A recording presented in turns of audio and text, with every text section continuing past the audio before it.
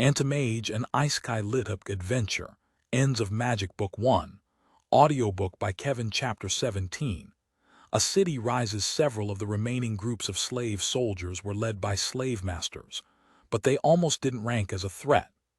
The class specialized in coordinating slaves, and some of their skills let them influence people with commands. But with his rage and battle meditation, Nathan was immune to any mental effects, and their weapons were ineffective against his toughened body. He only needed to get within arm's reach of a slave to strip away the magic controlling them.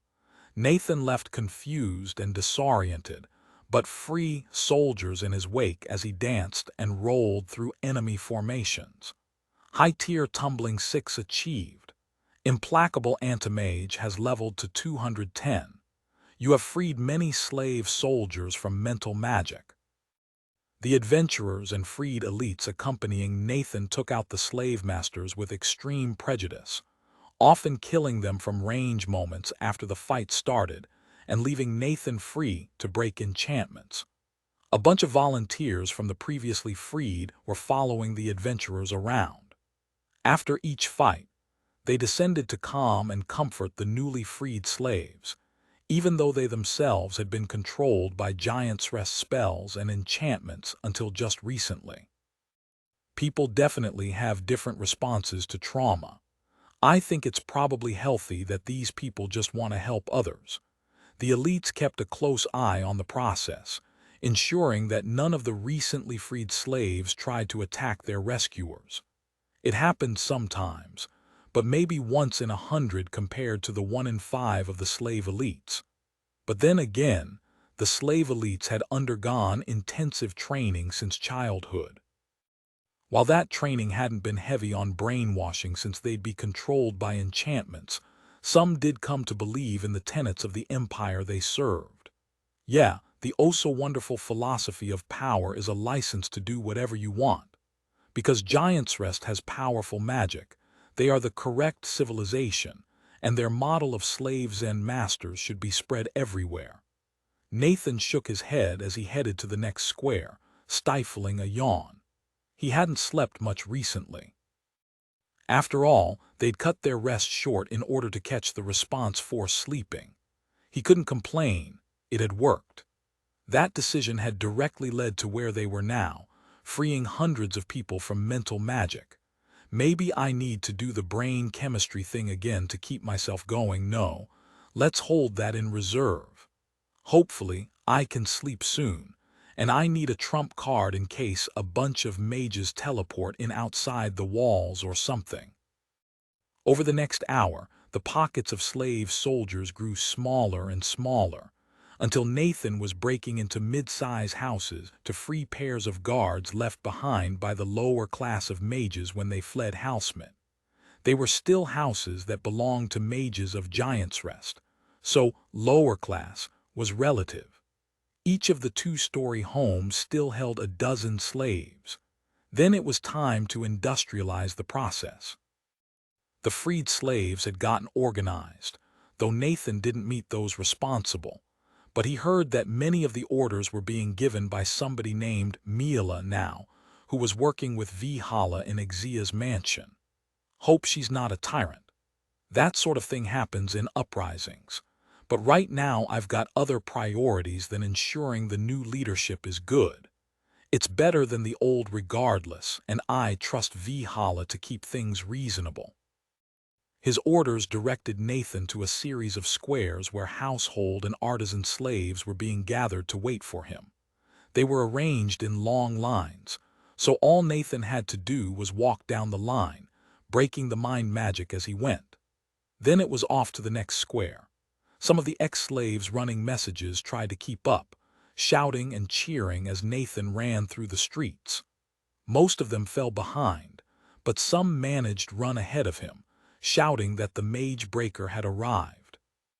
Cheers from the freed people in the squares greeted him as he arrived, and Nathan couldn't help but smile.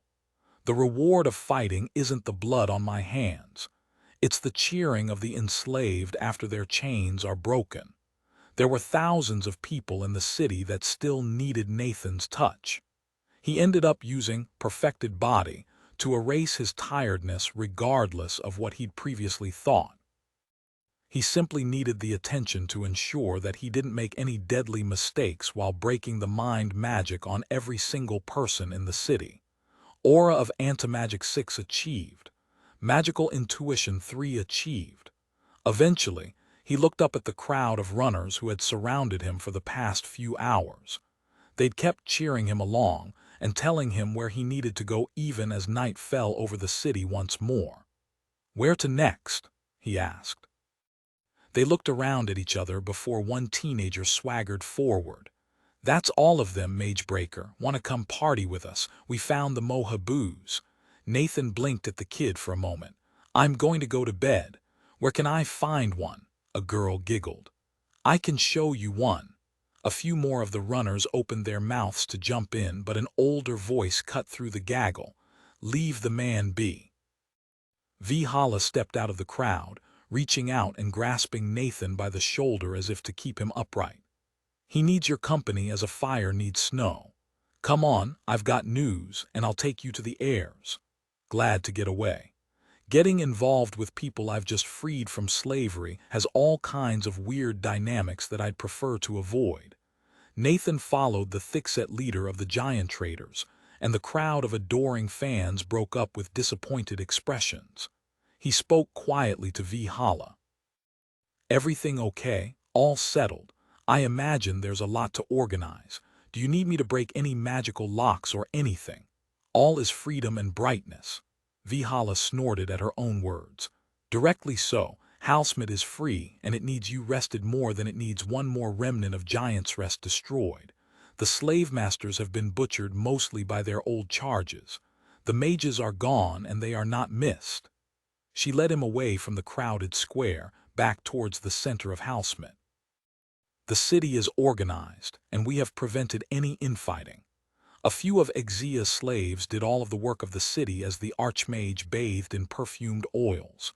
They were carrying crossbows in her courtyard, but you freed them, and they've resumed their old jobs with blood in their eyes and ideas in their heads."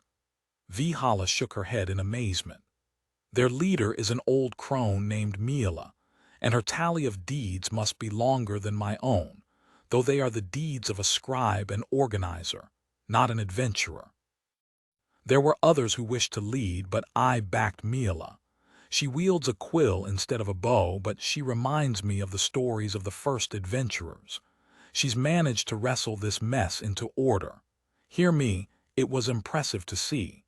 I expect she'll end up a guild master or mayor before the next solstice, if we can hold the city." They passed through one of the gates into the inner city. The enchanted wood stood wide open and unguarded, though there was a splash of blood against the gate to mark the recent violence. "Mila tells me that the city needs food and protection. We've got food for weeks yet, but she's sending people out to retrieve the farmers and miners so that you can free them tomorrow. The farms will need to be remade. Giant's Rest policy was to replace the farmers as they were picked off by monsters. If anything terrible settled down nearby, then they'd send out the war mages." Rugged. "But I'm leaving that up to the guild masters to solve. We took this city for them even if they didn't ask for it." Her chuckle was dark. "Any news on our reinforcements?" "Gemor is coming, right?" Nathan asked. "Yes.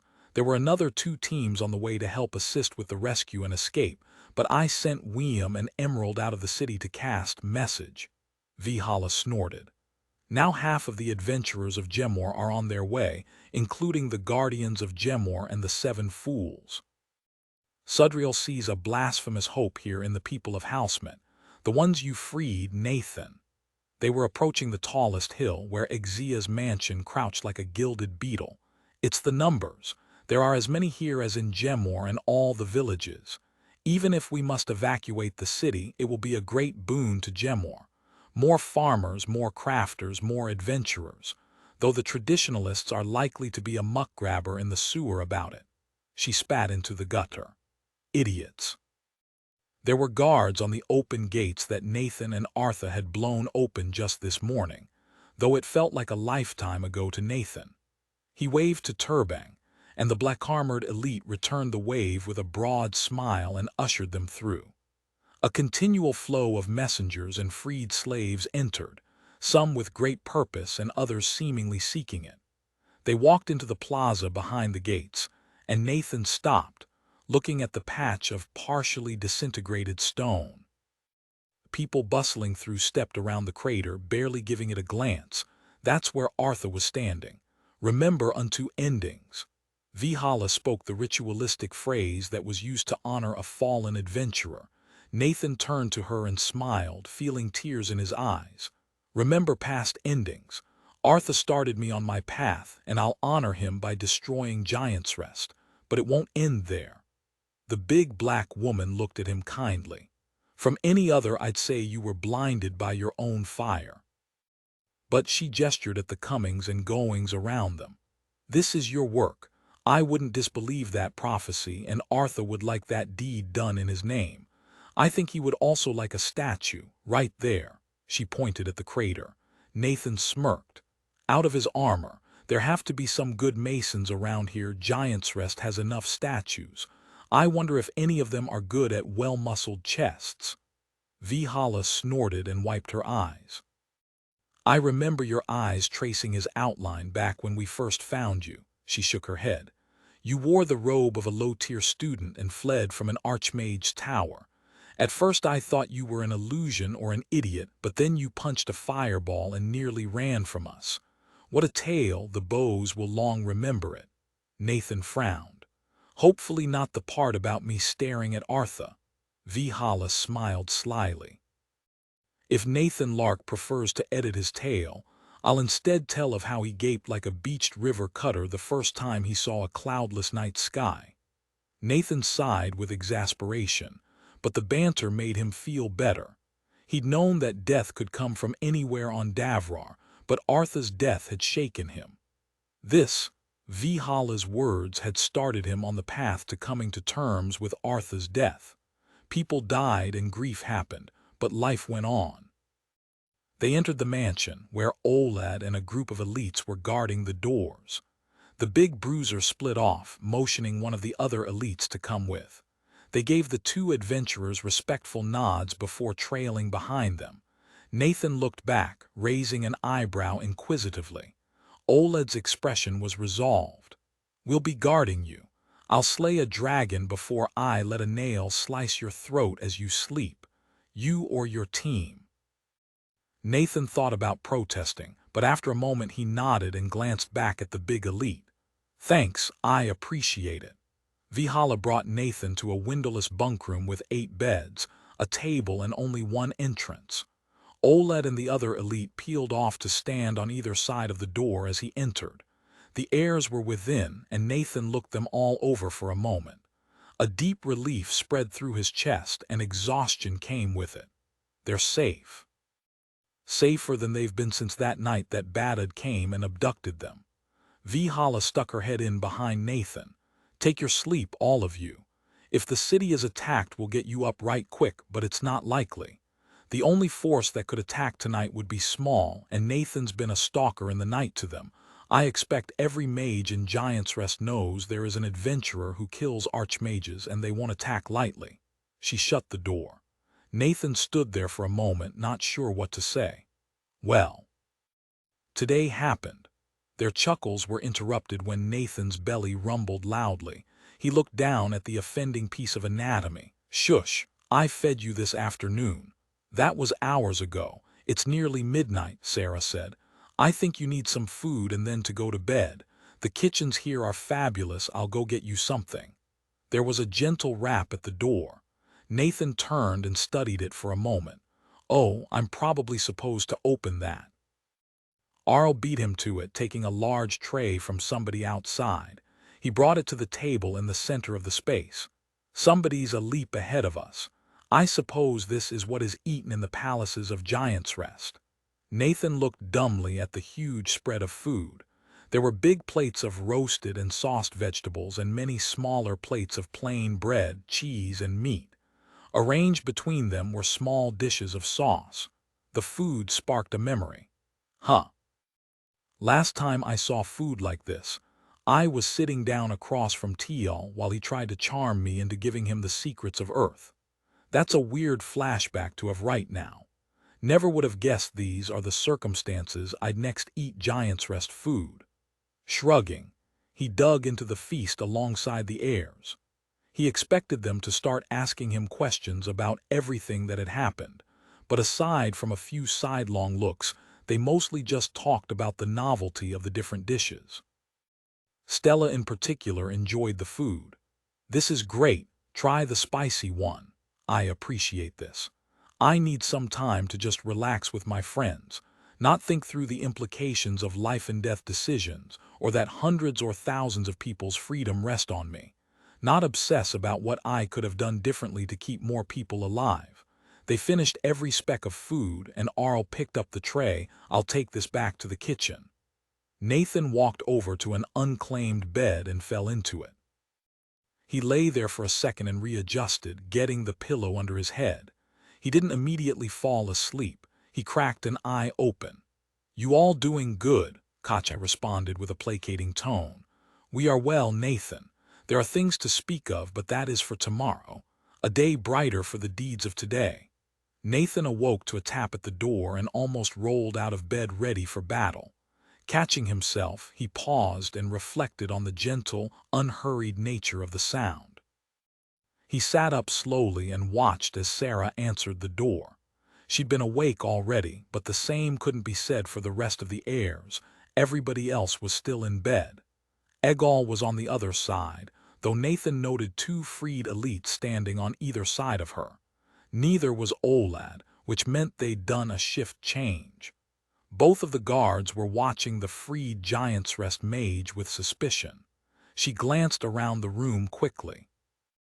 "I was sent to get you. Your parents and some other adventurers are going to arrive in an hour, and Vihala said you'd appreciate some warning." Arl rolled out of bed as chipper as his sister, flexing his shoulders and nodding his thanks to Egal. Stella groaned and looked up at the ceiling. "Can't we get one day of rest? It's been a long, endings-damned week. How did they get here so quickly? Likely your parents facilitating flight or an artifact from the vaults." "Will they assign us work as if we were children?" Kache prompted Stella, sitting up himself and reaching for his armor. "Or will they show respect for the path we've blazed?" He sounded proud, as if about to receive a well-deserved award. Everybody looked at Kache for a beat. Finally, Arl said, "I hate to douse your flame, but which do you think your mother is likely to do?" Kache hung his head. "My eyes were blinded by hope. Worse, my parents are going to take out all their worry on me." Stella groaned again and rolled around on her bed. "Then they'll try to cram all of the insights they can get into me because they'll be terrified that I've set my path towards fighting all the mages of Giant's Rest. But that's Nathan's torch. I just want him to teach me more magic." Nathan noticed Egal in the door, looking a bit poleaxed by the heirs joking around. Sarah reached out and caught her hand, squeezing it reassuringly. "This is how we relax." Then the lanky copper-skinned woman sniffed theatrically. "Is there anywhere we can bathe around here? We smell like a battlefield." Her eyes cut towards Nathan with an incriminating look. "Yeah, there are a lot of baths here. I can show you," Egal said, glad to take Sarah's offered conversational hook. There was a bit of grumbling from Stella, but the heirs grabbed their gear and left the room. The elites peeled off after them. Nathan cast a glance back at them. "You guys coming to the baths with us?" One of them shrugged. "Guarding's what we're good at. Giant knows we want to keep you safe just as much as the Academy wants you dead." They're probably not wrong about that. I wonder what Badad thinks about all of this. I doubt Halsmit falling was part of his plans. I wonder when he even learned about it. We didn't let too many mages escape, and message was blocked, so it depends on what story Exia told. Nathan shook his head as he followed Egal through the sumptuously decorated halls. "I hope somebody's got another pair of clothes for me. Ever since I got the anti-magic talent development, I haven't been going through clothes quite as fast, but this set is still pretty much ruined." The heirs traded amused looks, and Arl answered, "We've each got a few sets left. We stocked up for a few months after leaving Gemor. Even with you going through them like a castle bear goes through meat, we've still got some spares. A bath. I'd rather wake a dungeon than spend so long away from one again. Stella rubbed her hands together gleefully. Sarah bumped the shorter woman's shoulder. No soaking. We'll need to meet our parents. I'd rather they don't find us luxuriating in the baths after hearing we got captured. We wish to not appear as if we just fought a muck grabber, Kachai said placatingly. They will give us time. You're welcome to join us, Sarah said to Egol. No, I couldn't. I'll go find something to do. I'll go find Vihala before Phelan finds me. She scares me. Or Mila, she's been nice. Stella punched Egol in the shoulder, causing the slim woman to flinch. True aim, though you'll miss out on me badgering Nathan for magical insights. Come on. Egol gave her a confused look. By the giant's thumbs, I thought you were joking before. He knows insights of magic and teaches them freely. Nathan shrugged. They're more like general insights that are useful for mages. They don't do me much good. You're welcome to listen in, but I doubt you'll get much out of it unless you stick around for a little while. He looked around at the rest of the heirs and took a deep breath. And I don't know if I'll be staying in Housemate for long. His friends tensed, but Kacha calmly raised his hands. Let us hold on that discussion. We need to know more of Gemor and Housemate to make a decision free of regret. You're giving me blasphemously little time to learn what you have to teach, Stella complained, then shook her head when Nathan looked over apologetically. Pardon my acts. I don't want to be ungrateful. No, I'm sorry for bringing it up. Come on, let's see if these baths are better than those in Gemor, and I can keep going on optics. I think I was about to start talking about interference. That'll be fun. Exia's bathhouses were in fact nicer than those in Gemor. Mid-tier lecturing 10 achieved. Congratulations, you have maxed out this utility skill. It cannot be improved any further. You must achieve insight into this skill to develop it to high tier. Chapter 18. The disbelieving reinforcements. The Council of War wasn't held in the control room for the city enchantments. There wasn't enough space. Instead, it happened in a grand dining room around a table that could seat 30. Everything in the room was enchanted. The stone table rippled with magic from every touch, while the chairs conformed to the bodies of those who sat. The heirs entered the room and were introduced to Mila, the scribe who'd taken over the administrative duties of running Housemate. She was a pale-skinned woman on the far side of middle age and seemed to be taking great joy in sitting in the throne-like chair at the head of the table. Oled stood at her right hand while a small group of scribes stood and sat on her left. She wore a comfortable if oversized orange robe. She nodded respectfully to the heirs. Adventurers of Gemor, friends all. Then she addressed Nathan. Your face is familiar. Yesterday you banished the spell that shackled me since I was a girl. As easily as I erase ink on a page, a giant's deed. A dragon's deed to do so to every slave in the city. This is a time of ascension, Nathan Lark. Wonder what that means. He was saved from having to come up with a response by the new arrivals, specifically the reinforcements from Gemor. Nathan had been expecting the heirs' parents, along with Gail Shullett, the crow woman who led the 7 fools. He hadn't been expecting Sudriel, Khazar, and nearly 20 other team leaders. How many people can Stella's parents bring with them? Who's left in Gemor? I know there are almost 30 adventuring teams, so this is more than half of the adventurers in Gemor and most of their projected combat power. Who's in charge back in Gemor? Jalba, the guy who runs the training program. The large room was overcrowded with this many people, and Nathan and the heirs stepped to the side as they sorted themselves out. Khazar sent Nathan a glare, but went a stand against the far wall without saying anything. The guardians of Gemor stopped nearby, and Kullo moved towards the heirs with her arms wide before Dalo dragged his wife back, whispering something into her fox-like ear. Kia merely sent her son an approving glance.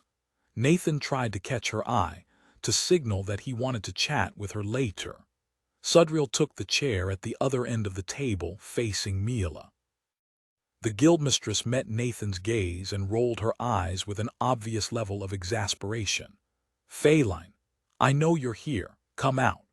Sudriel's tone was mild, but she was clearly not in the mood to tolerate any nonsense. The assassin faded into notice. Leaning against the throne-like chair Mila was sitting in and twirling a knife through her fingers.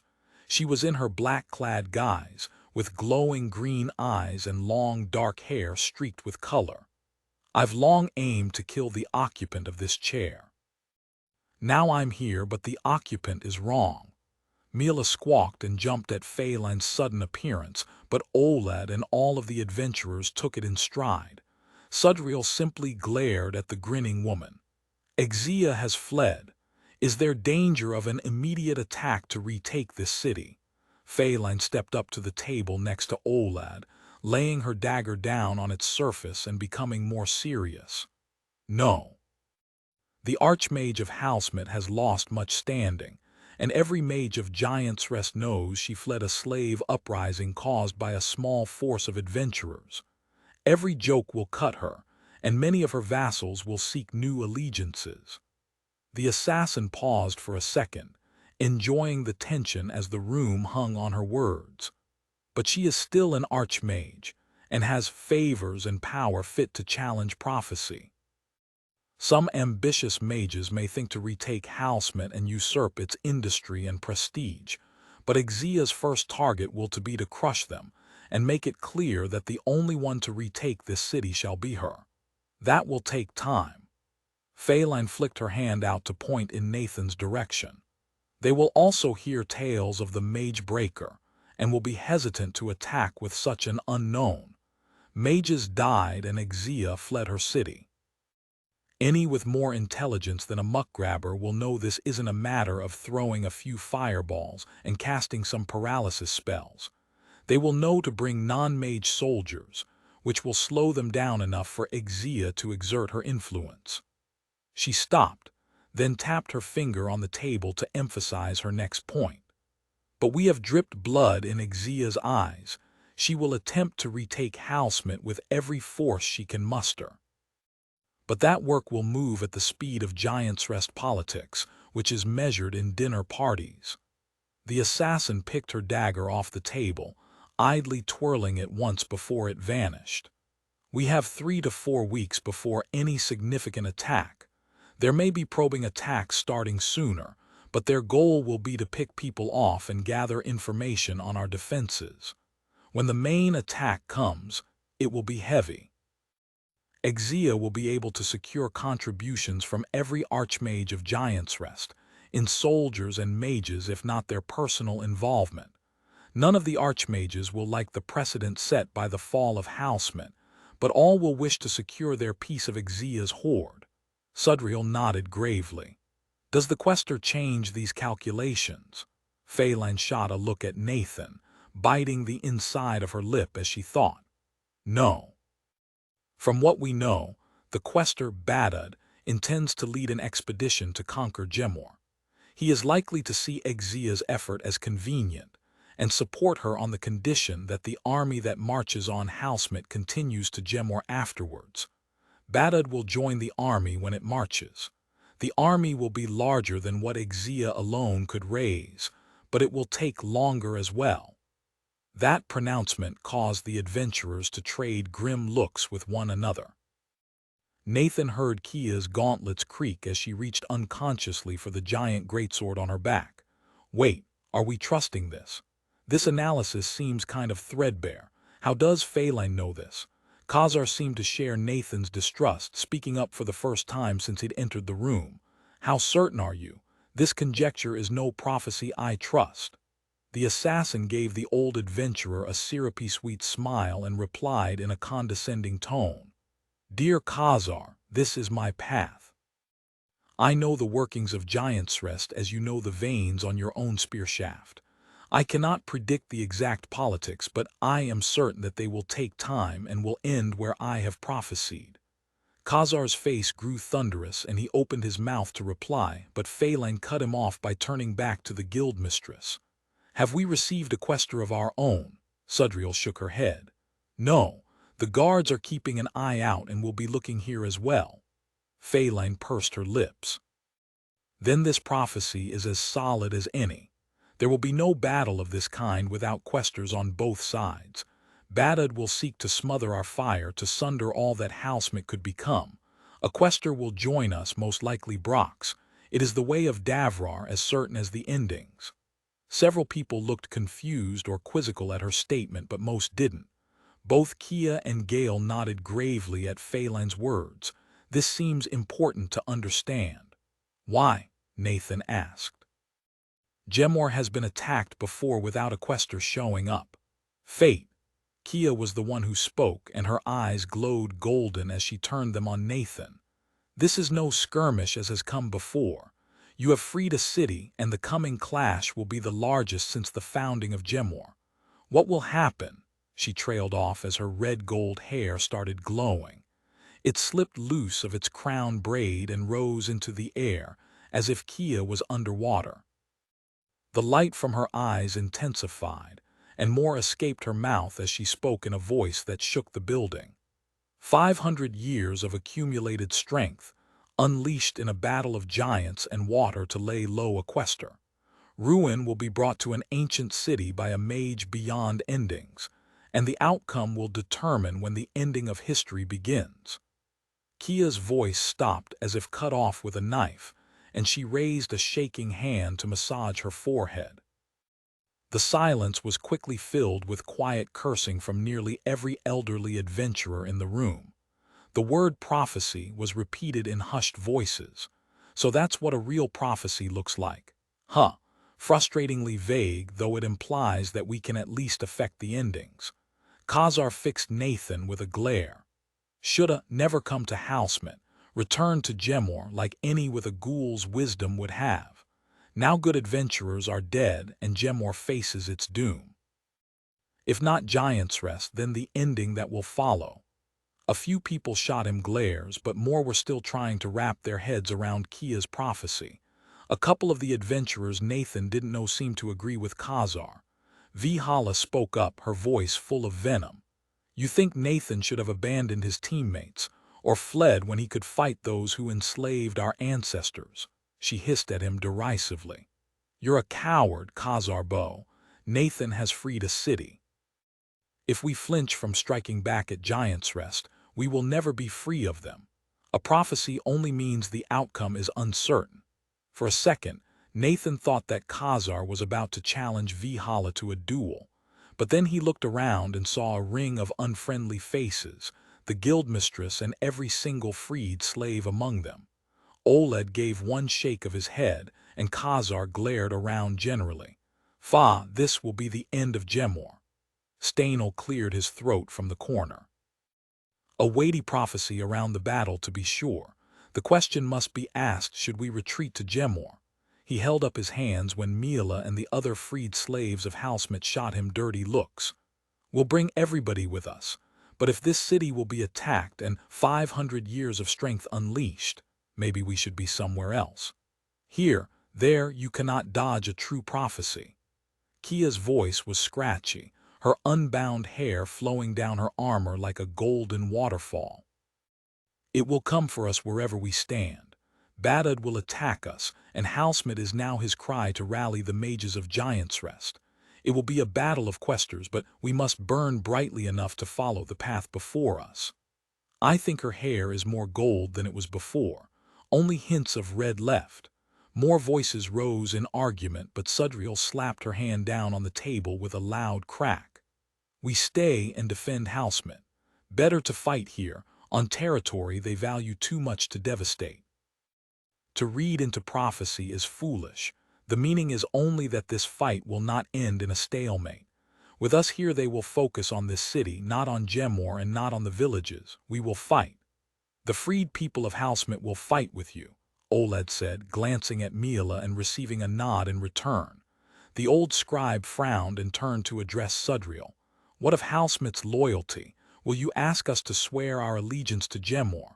Sudriel waved her hand dismissively. Politics. Unimportant politics. We are not Giant's Rest to demand servitude, but Gemor and Housemate are tied together already. The details will be worked out in a series of very boring council meetings you will be part of.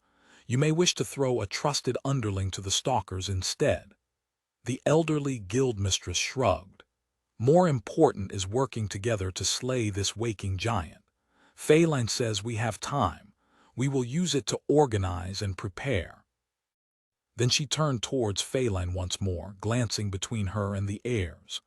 "But first, I want to hear how in the Steel Shrieker's shit this happened.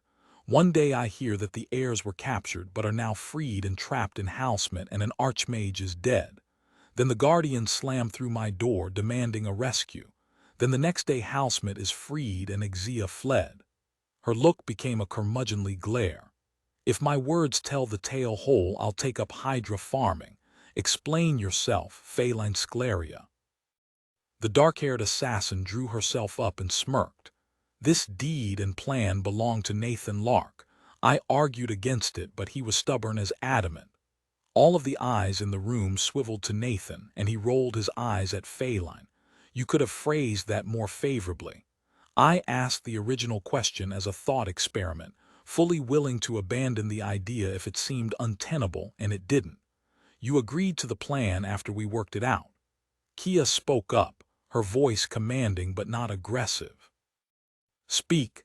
Tell us how you came to Housemint and blazed a path to victory in a day, a victory sought for centuries." Nathan looked around with a sudden bout of nerves. He held a degree of respect and awe for many of the experienced adventurers here now. Sudriel and Kia, Vihala and Gale, they had managed to carve out some measure of safety on the death world of Davar. He'd seen them kill a monster the size of a hill. "But I've accomplished something they couldn't. I couldn't kill a castle bear, but I can fight any mage. I'm proud of what I've done here and want to do it again." Most of the people didn't know his story, so he started at the beginning. "Last year I made an enemy of Archmage Tldho Droxal, and he wanted to capture me. He tried to ambush the heirs outside the town of Farfield when we were on a mission out west. It failed, and he was the only one of 5 mages to escape. We killed 3 and captured 1. I wonder how Harthai's doing." Presumably still back in Gemor. The Guardians had all heard this before, but many of the older adventurers hadn't. Lycast spoke up, the armored orc looking confused. "How in the Dungeon of Fools did an Archmage get all the way to Farfield?" Dalo replied, his arms crossed. "Archmage, mass teleport or some such secret of the Questers." Nathan nodded back. "Enlarged teleport." Badud was dangling the insights of mass teleport just beyond his grasp as a reward. "Regardless, after that we decided to be hard to find, so we went south and lost ourselves in the wilderness." He cast his mind back to those days, where they'd been trying to get lost in the southern wastelands. It hadn't been as carefree as the time out west, but there had still been a feeling of seeking the horizon, before they'd been interrupted. Tial woke up an old Gemor fortress foundry to threaten Terran and flush us out. Nathan glanced towards Khazar. "We went to relieve Terran, then met up with the old hands and the gleaming fist to destroy the fortress foundry. But Tial was watching. When we left, he followed us and called in the Quester to ensure his victory. Badud struck the night after we left, casting several spells to incapacitate us." "Is this truth or a flattering guess?" Khazar glared back at Nathan, his arms crossed. Nathan pursed his lips, meeting Khazar's gaze calmly. "Truth. Badud mentioned it when he was lecturing Tial. He said he would only teach Tial more magic when he killed or captured me, then kidnapped the other heirs to force the conflict."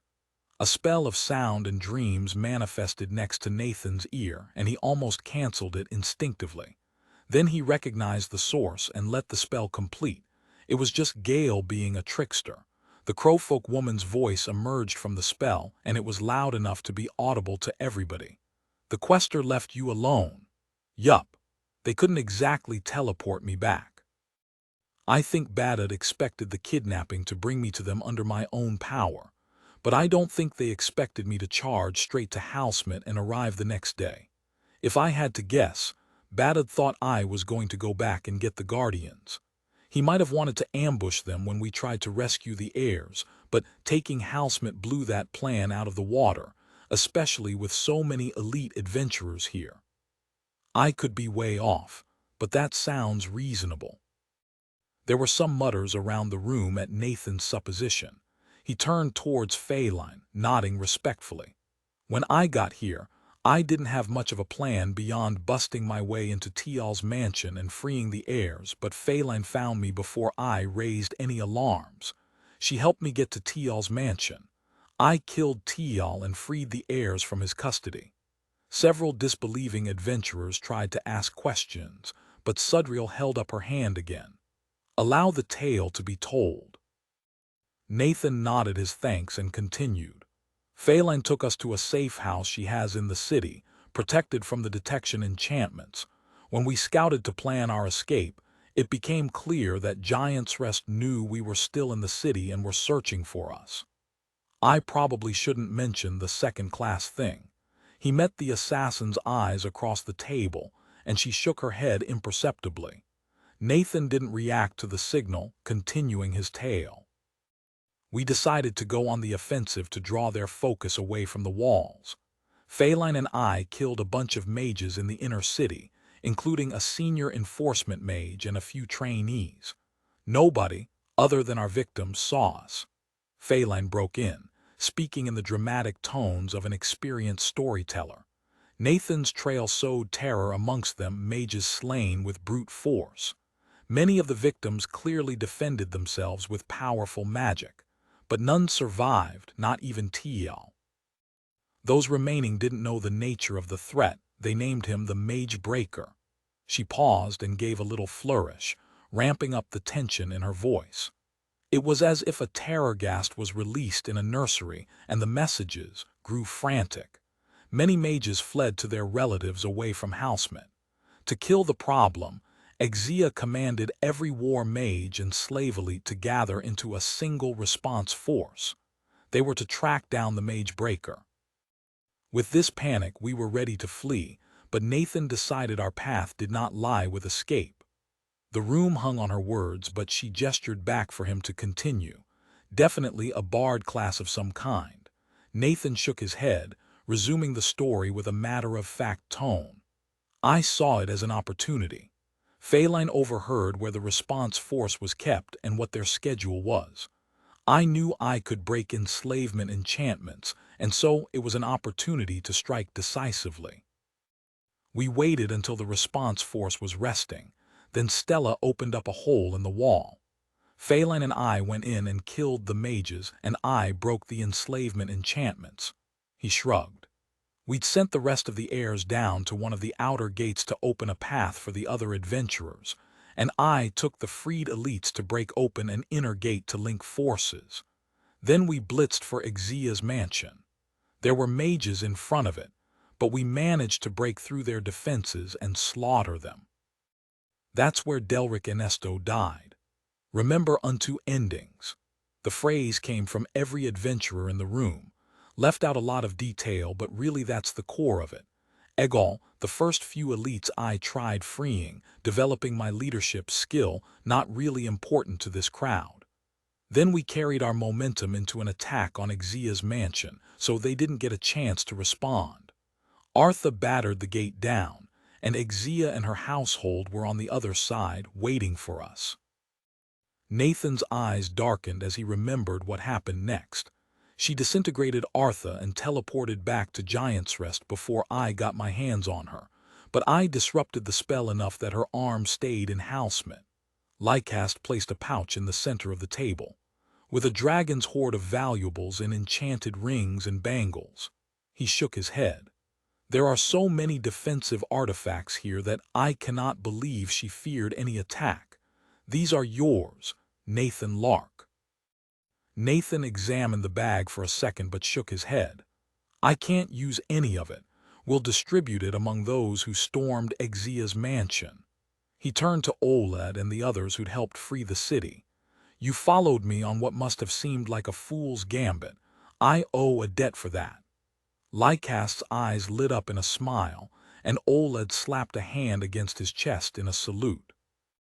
There was some shifting from around the room as various adventurers looked at each other and eyed the bag, but nobody challenged Nathan's word. Leadership 4 achieved. That's the story. After Exia fled, we spent a day mopping up. We reversed the detection enchantments to hunt down every remaining mage. Then I freed every slave in the city. Now we just have to keep it free in the face of everything Giant's Rest can throw at us. Chapter 19, Fateful Meetings. The entire room was silent for a moment before Gale started cackling. You don't tally your deeds much, do you, boy? Phelan, you need to teach this one to speak with magic. He freed a city and tells it like he ate a dry pudding. A chuckle swept through the room before Sudriel brought the meeting back to order, though the elderly guildmistress also wore an amused smile. It would fill me with sadness to keep this meeting going too long, so let us proceed. Thank you, Nathan. Mila, the priorities for Housemate are food, organization, and security. We'll work with Oled on defending Housemate, but how is the rest going? The middle-aged matron spoke. Well, there was a danger of anarchy, but it is past. Giant be praised that it only takes a reminder of our old masters and their desire to retake this city for everybody to weave the same color. She tapped the table with 4 fingers outstretched. 4 problems to kill. First, many of my people wish to leave this place to go to Gemor. Hear me, but it seems safer. Can that happen? I find it hard to deny them. Sudriel's brows drew down and she grimaced. Number, pardon my axe, but Gemor does not have the space, and we cannot spare the force to escort them. If some of them wish to become adventurers, then it may be possible. But that path is not safe or short. They could settle in the outlying villages, but we do not have the forces to safeguard their travels, not now. Not if we wish to defend Housemate. They must remain in place until the Giant's Rest attack is finished. After that, we will weigh this question again. They should fight for themselves, Khazar said. Earn their freedom and protection as our ancestors did. Silence, Khazar. I will not hear a blasphemous whisper of conscription. The guildmistress' voice cracked out, alongside her venomous glare. Our ancestors were surrounded by all of the riches of old Gemor, and many of them died to become the first adventurers. Smoke and blood, I will not send 100 of those who have just tasted freedom to death for one adventurer. She took a calming breath, then turned back to Mila. Gemor will stand with Housemate, but none will flee. What is the second topic?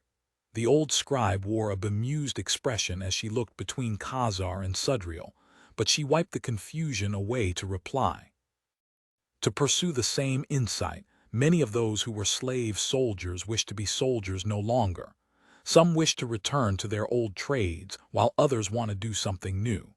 Indeed, many of my people wish to embark upon new tasks, separate from those that they practiced under Giant's Rest. She paused for a second, looking around as if for advice. What do? I understand that many do not wish for the same work as when they were enslaved, but they have classes in those labors. Nobody spoke for a second, thinking about how to respond to the question. Kia broke the silence. Let them. A path chosen will be deeper and go farther than one forced by any other. Guarantee some level of basics, then allow bargaining and forbid violence. People will organize themselves to make what is needed most. Ah, the most basic insight of capitalism. Mila nodded thoughtfully. As you say, holy warrior. Many of my people wish to fight Giant's Rest to safeguard themselves. But they have no classes or training. Can they be taught? There were nods around the room, and several adventurers looked excited, but Sudriel held up a hand. Yes, but carefully. Some adventurers may take apprentices, but only some. Hear me, but I will not have my adventurers distracted and slowed by teaching as the giant wakes. We will make plans to make teachers available. If any of the teams present wish to take apprentices, speak with me later. Phelan gave Nathan an inquisitive look, as if to ask if he was going to teach anybody. I don't think I can. I don't understand the source of my anti-magic. He shook his head, but Mila was continuing onwards. The last question is of ownership. Many slaves looted their masters and live in the place where they were enslaved. But there have been squabbles about what belongs to who, and this is nowhere more clear than in houses. Many of those who lived in the slums and toiled in the workshops are upset by those who have claimed the households. Oof, that's a tricky question. The guildmistress grimaced again. That question deserves a grand insight, and how you answer it will define houseman. I cannot kill this problem, but we will discuss this with the Gemor Council. They are more suited to this issue, but it is your responsibility. Find a compromise that will suit houseman and what you want to become. Level from this challenge. The ex-slave scribe, now the leader of a city, blinked as if she just now realized the amount of responsibility and power that lay on her shoulders. Not just responsible for organizing, but also setting policy. I bet that's new. Sudriel gave Mila a sympathetic look, then glanced around the room. Now, every adventurer involved in the taking of Housemate is off duty for 2 days. Relax and reflect on your victory. Understand your developments, for we will need you again. She met Nathan's eyes on the last line. All others will set up a watch rotation. The Guardians of Gemor, the Legacy of Gemor, or the 7 Fools will be on duty at all times, stationed in Exia's mansion or close by. We will turn off the message block shortly. If the quester comes, bring them to me. I will handle their tasking. Tomorrow afternoon, we will develop a patrol schedule to block Giant's Rest scouts and harassment teams. But for now, the Gleaming Fist will take the East Gate, while other message-capable teams. She continued speaking, but Kacha got Nathan's attention with a hand signal and jerked his head out of the room before walking out the door. The rest of the heirs followed him, and they started walking back towards the room where they'd slept the night before. Hear me, but I'm happy to rest. Surely we've stared the ghoul in the eye enough. Arl stretched his arms and yawned hugely, his enchanted black armor accommodating the movements with unnatural mobility. I hope you all want to go on patrol afterwards. I want to explore this new landscape. There are new challenges in these mountains. His sister rolled her neck around, releasing tension from her entire body with emotion. Praise the ancestors that we're not called on yet, but I could go patrolling later. Where to? Food, then back to sleep before our parents find us. Kache frowned. We have all developed our builds greatly in the last few days. I would have us accustom ourselves to these changes and plan for the future. Further levels in development without plan or thought will derail us from our paths. Groaning, Stella replied, Don't smother our fire. Today's a day to rest. To raise the past, remember what's happened to us. We've barely had any time since we killed that fortress foundry, much less Housemate. Let's rest before we plan our next effort. I think I could do with some time staring at a wall, actually, Nathan said. He wasn't really physically tired, but he was mentally and emotionally exhausted. He hadn't realized it, but telling the story during the meeting had almost been the last straw in his ability to deal with people. He was even finding it difficult to keep up with the heir's conversation. Sarah bumped his arm gently. Freedom and brightness, you've been the busiest of us all. Food first, I'm hungry enough for a castle bear's meal. Sighing, Kachai nodded his acquiescence and asked the elite bodyguards to point them towards food. 45 minutes later, and much better fed, Nathan and the heirs trooped back to their room. They found their parents waiting for them. Stella sighed and then relented as Cullel rushed forward to embrace her. Dalos smiled at the reunion, then walked forward to join. The hug. Stanel was leaning against the wall, expression placid as his eyes roamed over Arl and Sarah. His gaze caught on Arl's armor and he huffed out an amused breath. Found a dragon's hoard, did you? Kia stepped forward to clasp forearms with Kachai, her mostly golden hair rebraided into a crown-like shape atop her head. They have walked their paths farther than any would expect. Her brightly glowing eyes panned over the heirs. We would speak with you, but it does not have to be now. We can do it as a team or separately as you desire.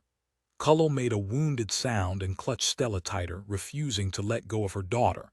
Stella didn't struggle against the embrace. Eyes turned to Nathan and he waved them off. Go, talk to your parents. I said I wanted to stare at a wall and I meant it. Kia, I want to talk to you, but I'd prefer it be later. I might go find Phelan soon, so take your time. The plate-armored woman frowned slightly.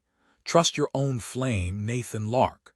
We're on alert until the evening, but we'll have a party tonight, Dalo said. As the one after your blooding patrol. Nathan nodded back. Looking forward to it. The rest of the heirs left with their parents. Cullo remained attached to Stella, while Stanel gave both of his children claps on the shoulder and quiet words of congratulations. Kia and Koch merely shared respectful nods before walking away side by side. Meanwhile, Nathan released a deep sigh and stepped towards the door. The two freed elites had remained with him, and they took up positions on either side of the entrance. He looked at them. What are your names? They blinked at him for a moment, seemingly shocked he'd asked. Datter, said the one carrying swords on each hip and a heavier blade across his back. The second elite was shorter and wider, but his voice was surprisingly high-pitched. I'm Hansk. He carried a mace and a shield and had a quiver on his back that contained an unstrung bow as well as a few dozen arrows. Hansk continued. What occurs? We're pleased beyond prophecies hold to help the mage breaker. Nathan shook his head. No, I'm going to just sit down and relax for a bit, maybe nap. It's not a problem if anybody comes looking for me. Also, thanks for being here. It makes me feel better. Let me know if you're needed somewhere else. I've been protecting myself so far and I can do it again. They both nodded, not daring to contradict him. He sighed.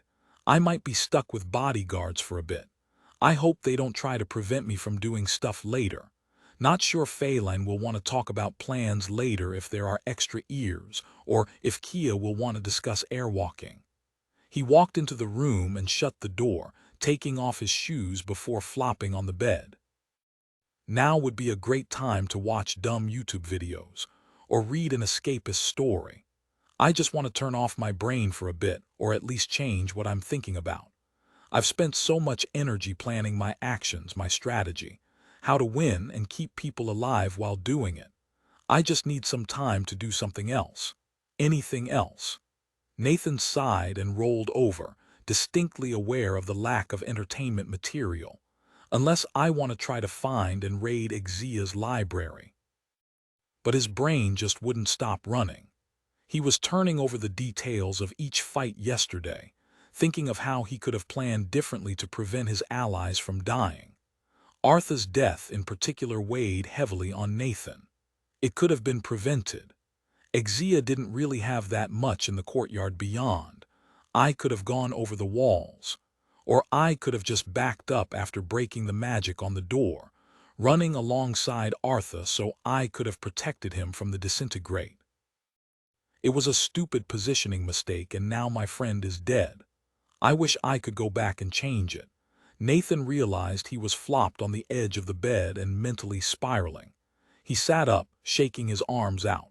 Feeling bad for himself wouldn't change anything, and if there was a way to time travel, then he'd prefer to use it to prevent the founding of Giant's Rest.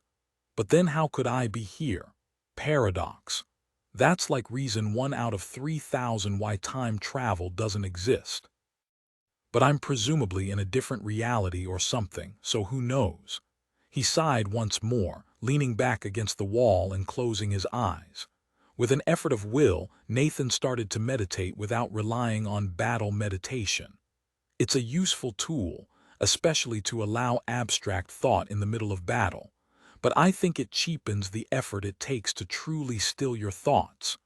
Nathan sat in place for a while, not thinking about anything. A few thoughts intruded, but he didn't become invested in them, letting each one pass without diving into it.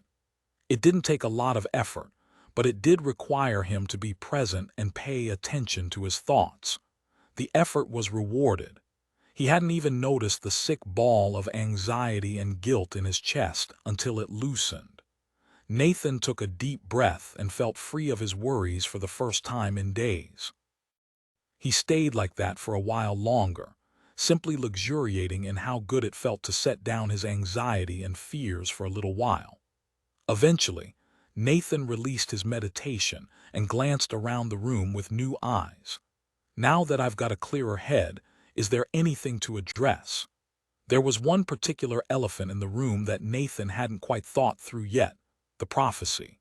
He used his memory skill to recall Kia's exact phrasing, the reverberating words clear in his mind's eye.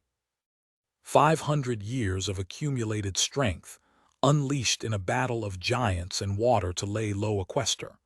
Ruin will be brought to an ancient city by a mage beyond endings, and the outcome will determine when the ending of history begins. Right.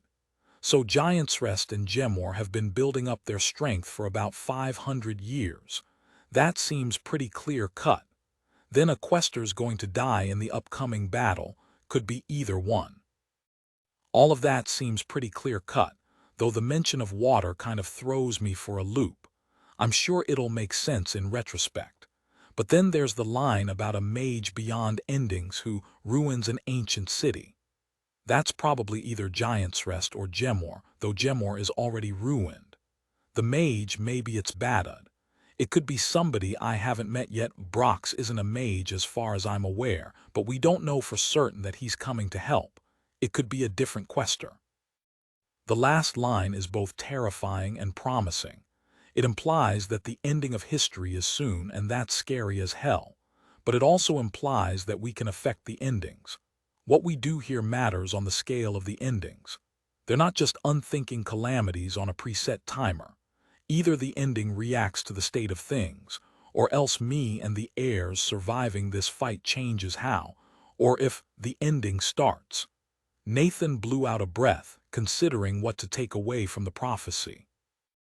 It seemed like the Gemor tradition was to not overinterpret prophecy, judging them tricky things that would bite you if you read too much into them.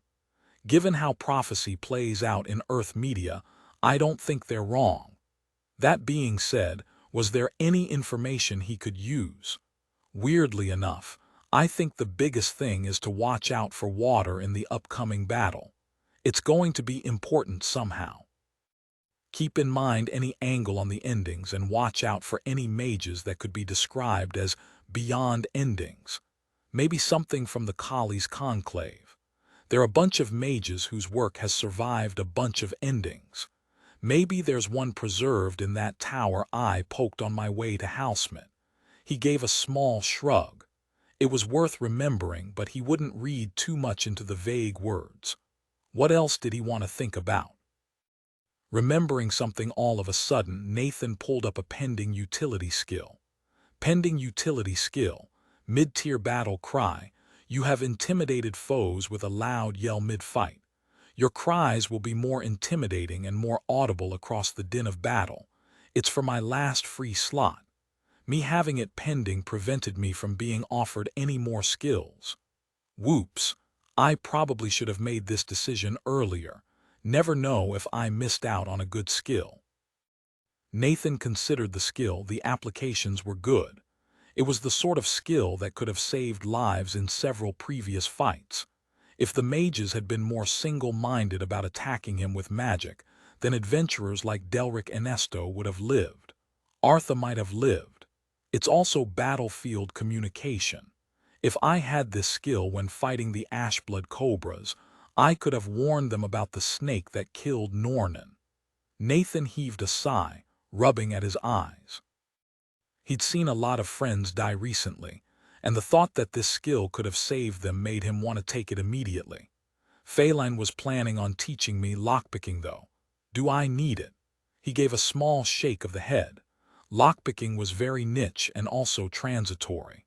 Once he leveled up a bit more, he would be able to either break any lock or sneak through any security he found. Furthermore, a lot of the locks he cared about were magical, and those would never be a problem. Being able to control attention on a battlefield will always be useful to me. It combos with noticeability to draw attention when I want to. On top of the obvious benefit for leadership, I can probably develop the skill to explicitly improve that aspect. It's a crowd control, communication and leadership skill all rolled into one. Congratulations, you have accepted the mid-tier battle cry utility skill. Nathan sighed, getting up off the bed. He felt better, and he'd had a chance to think things through and resolve some unaddressed issues. There were still outstanding questions, but he needed to talk with Feline and the heirs about the future anyway. After all, he wanted to go to Giant's Rest itself, to see if he couldn't break apart the whole rotten edifice from within. He needed to talk to his friends, his teammates, before he finalized that plan. Maybe they'll want to come with me, or at least coordinate. But I have the feeling that the only person I'll enter Giant's Rest with will be Feline. Regardless, Nathan's immediate future would involve helping protect the recently liberated city of Housemint. Loud voices outside the door caught Nathan's attention, and he looked up in confusion. It didn't sound like fighting, just a loud voice speaking indistinctly, followed by somebody else answering in the affirmative. The door slammed open, and a man in a shining breastplate stepped into the room. His clothes were tailored tightly in a foreign cut, perfectly showing off leonine muscles as hands rested casually on the pommels of twin enchanted swords. Shoulder-length blonde hair blew in a non-existent breeze as his shining purple gaze landed on Nathan. Ah, the hero of Housemint, the Magebreaker himself. The intruder's smile flashed, literally illuminating the room with dazzling charm. Thank you for listening to the story on KevinAudio.com Chapter 20 Impressive Introductions. Wow, he's cool. That's gotta be the quester. The man stepped out of the door and held out his hand for a handshake. I'm Brox Thastus, and I hear you're the one who gifted this city with salvation. Nathan jumped to his feet and shook Brox's hand firmly, meeting the man's amethyst eyes and returning the smile as best he could. Nice to meet you. You're here to help. I hope so. He could probably take on the army of Giant's Rest single-handedly. He's real hot, too. Brox let out a resonant chuckle, releasing the handshake and waving for Nathan to follow him. Clear as silver ice, eh? Indeed, I'm here to end Badud and his little coven of mind mages. Nathan felt a burden release from his shoulders at the words. Brox would take care of Giant's Rest, he didn't have to worry. The quester gave the two elites a sweeping gesture as he led Nathan out the door. Take your rest, faithful guards. It is my desire to speak with the Magebreaker alone. He shall be safer than a vault of solace. The two freed elites clasped their hands together in a Giant's Rest-style salute before trotting off towards the kitchens. Brox kept walking, taking a passage that led to a staircase. Divine inspiration on you for what you've done with those elites. They were a blasphemy of a true martial adept, but now they burn with a vengeful spirit, tempered by the discipline hammered into them by harsh masters. Nathan nodded from where he was walking behind Brox, then realized the man couldn't see him and almost slapped himself. He needed to be impressive, needed to demonstrate that he was worth the quester's attention. Yeah, turning their own slaves against them seemed like the way to win. I did it for the whole city. Smart. See you at the top. Don't make me wait. Brox turned to climb the staircase. He winked at Nathan and vanished with a burst of displaced air. Nathan stared at the space the quester had occupied. He hadn't felt any magic, but the challenge was clear. He wasn't about to disappoint Brox, so Nathan leapt for the staircase, spending stamina and using every mobility skill he had to accelerate his upwards path. Maybe this is a good time to develop slow fall to keep up. Then I can show Brox I can fly too. That's an impressive trick. Nathan's brows furrowed at the thought. He'd wanted to talk to Kia about that, or take it in the next big fight. But impressing Brox was important. He started pushing off the walls, spending focus to help him place his feet properly as he ricocheted up the staircase. He reached back with enhanced memory, recalling the insight Kia had given him so long ago to develop slow fall into airwalking. She'd taken him into the ruins of old Gemor to show him traces of their culture, their art, and how they'd fallen to the endings regardless. Let's see, she said. I need to use my class resource. Direct it down to the soles of my feet and push off of it in midair. Use my muscles for the actual force. Nathan felt the talent flex, as if it was pushing the bounds of what it could do. Then he remembered Kia's exhortation to practice first, and to take the development in the middle of a fight. He felt a twinge of discomfort at the conflict between his memories and his current intentions. I should wait. Kia's advice was good. Besides, I'm almost at the top of these stairs. Focus and stamina are excellent for physical challenges like this. He emerged from the long staircase to find himself on a balcony near the top of the mansion. The secluded vantage point looked out over the gorgeously decorated garden and the city beyond. Brox was leaning against the railing just ahead, looking out over Housemint. He turned back with a photogenic grin. How's it feel to save your first city? Exhilarating, no? Nathan felt breathless at the picture of Brock standing against the railing, smiling at him. Yeah, he swallowed to work saliva back into his mouth. I feel like I helped a lot of people. Now we gotta protect them from Giant's Rest coming back. He walked over to stand close to Brox, leaning against the balcony next to him. MMHMM. That's the reward for killing a dragon, slaying all the rest. Brox returned his gaze to the city, his arm brushing against Nathan's. The touch felt like electricity, and Nathan froze in place, trying to control his reactions and not scooch closer to the quester. He's probably used to people throwing themselves at him all the time. I mean, look at him. I need to keep my cool around him, not seem desperate. They didn't speak for a moment, and Nathan racked his brain for something smart to say to Brox. He cast his mind back for a moment, remembering what Sudriel had told him about questers in general and Brox in particular. He already knew some things about this man. Surely he could leverage that knowledge. With enhanced memory, the guildmistress' voice was clear in his head, as were her warnings against questers. She'd specifically warned Nathan against Brox. Wait, that can't be right. Brox is awesome. Sudriel's gotta be wrong about him. But Nathan's memory didn't lie, and Sudriel hadn't led him astray so far. She'd cautioned him against Brox, and he'd believed her. In fact, he'd intended to stay away from Brox when and if the quester showed up. But that's not what I'm doing, because Brox is cool and there's no need to stay away. But when did I change my mind about that? Nathan's brows furrowed as he used enhanced memory to scan over the last few minutes, focused on his thoughts about Brox. It was like a switch flipped when he arrived and smiled at me. I felt like he was the coolest person in the world, and I desperately wanted to impress him. That's not right. There must be a skill affecting me. It felt like a bucket of cold water down Nathan's neck. He sunk into battle meditation and activated his rage, though he didn't move a muscle. The wave of cold fury rose and swept away Nathan's attraction to the man. What's the talent that let you free so many? Brox's voice was deep and throaty, and it sent tingles up Nathan's spine even through the resistance of his rage. He struggled not to spill the secrets of his antimagic and of Earth. Nathan called up his memories of Sudriel's warning again, focusing on what she'd said and the plans he'd made back then. Brox was dangerous, and what was affecting him right now was a skill. It wasn't Nathan. Congratulations, you have developed the high-tier enhanced memory utility skill into Mental Fortress. Utility skill, Mental Fortress. You have a mental construct to aid with memory and recall.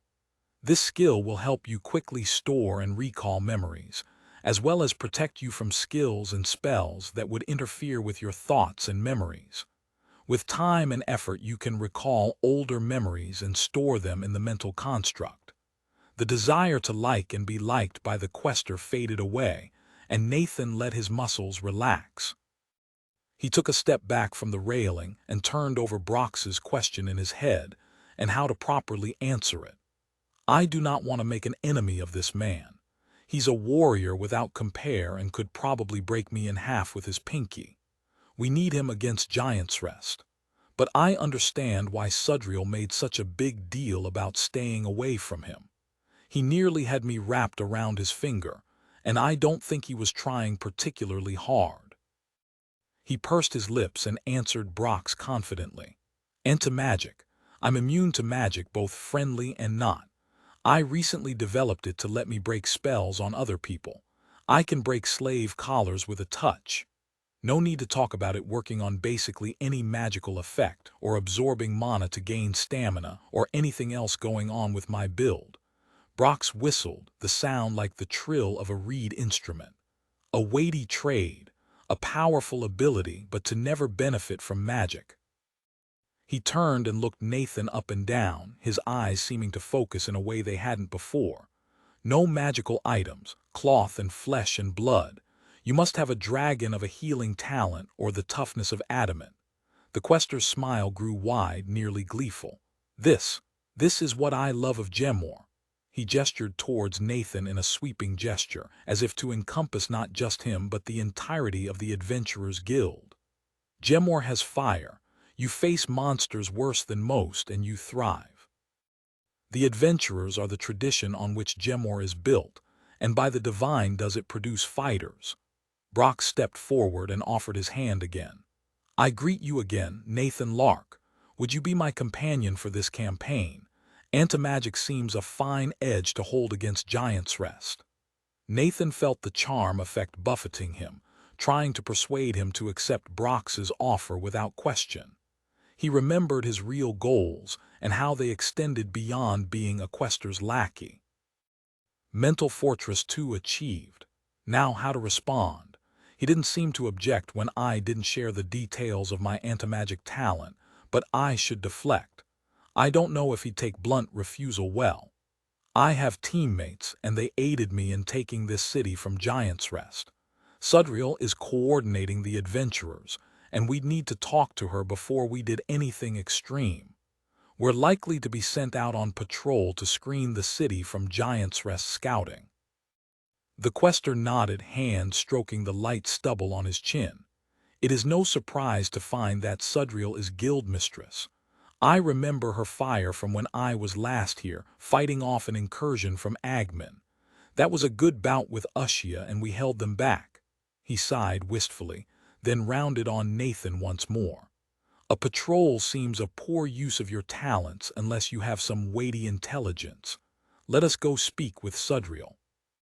I will challenge her plan if it is foolishness, or follow her commands if it is not.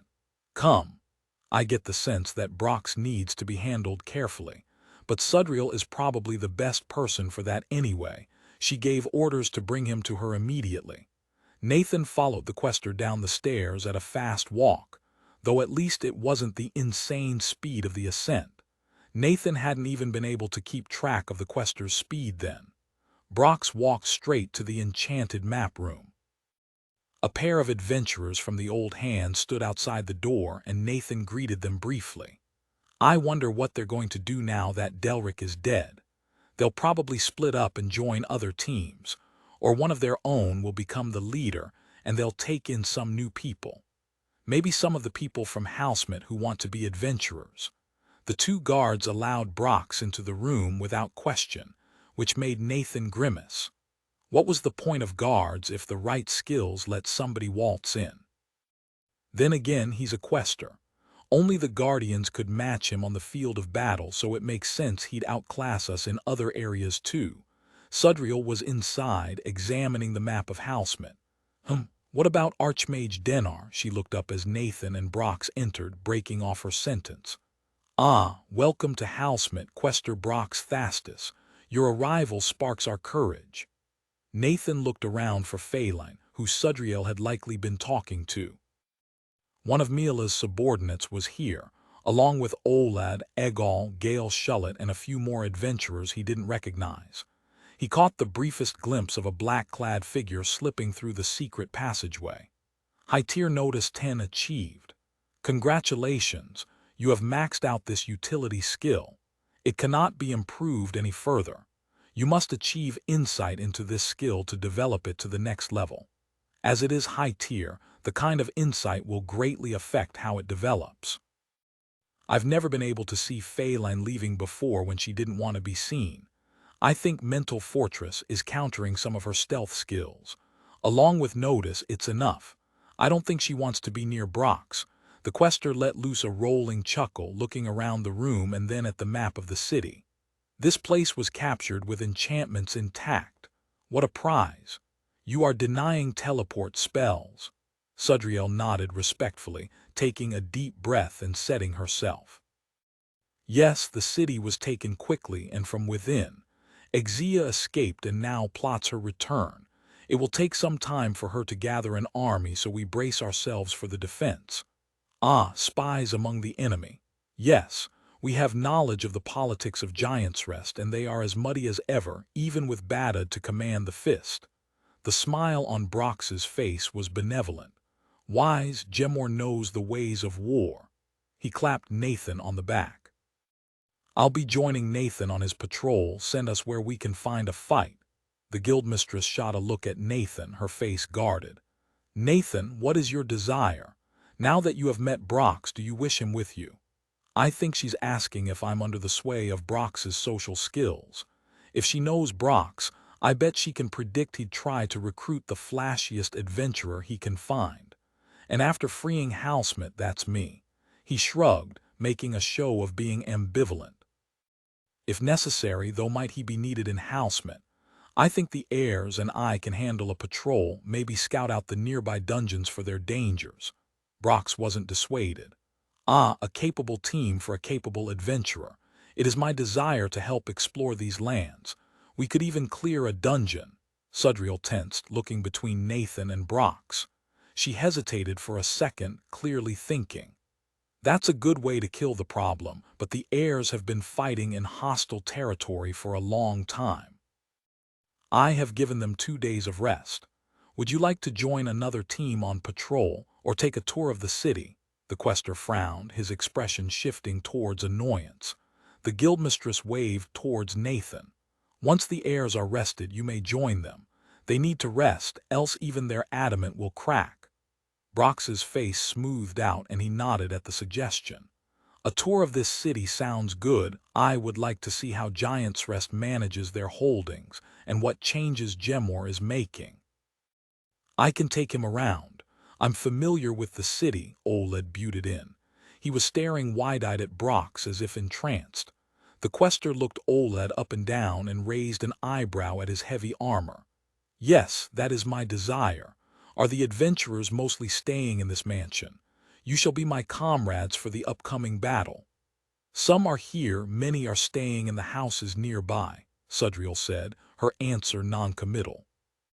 The new leaders of Housemate are here as well, and the freed slaves are celebrating across the city. Lilus can show you where the parties are being organized.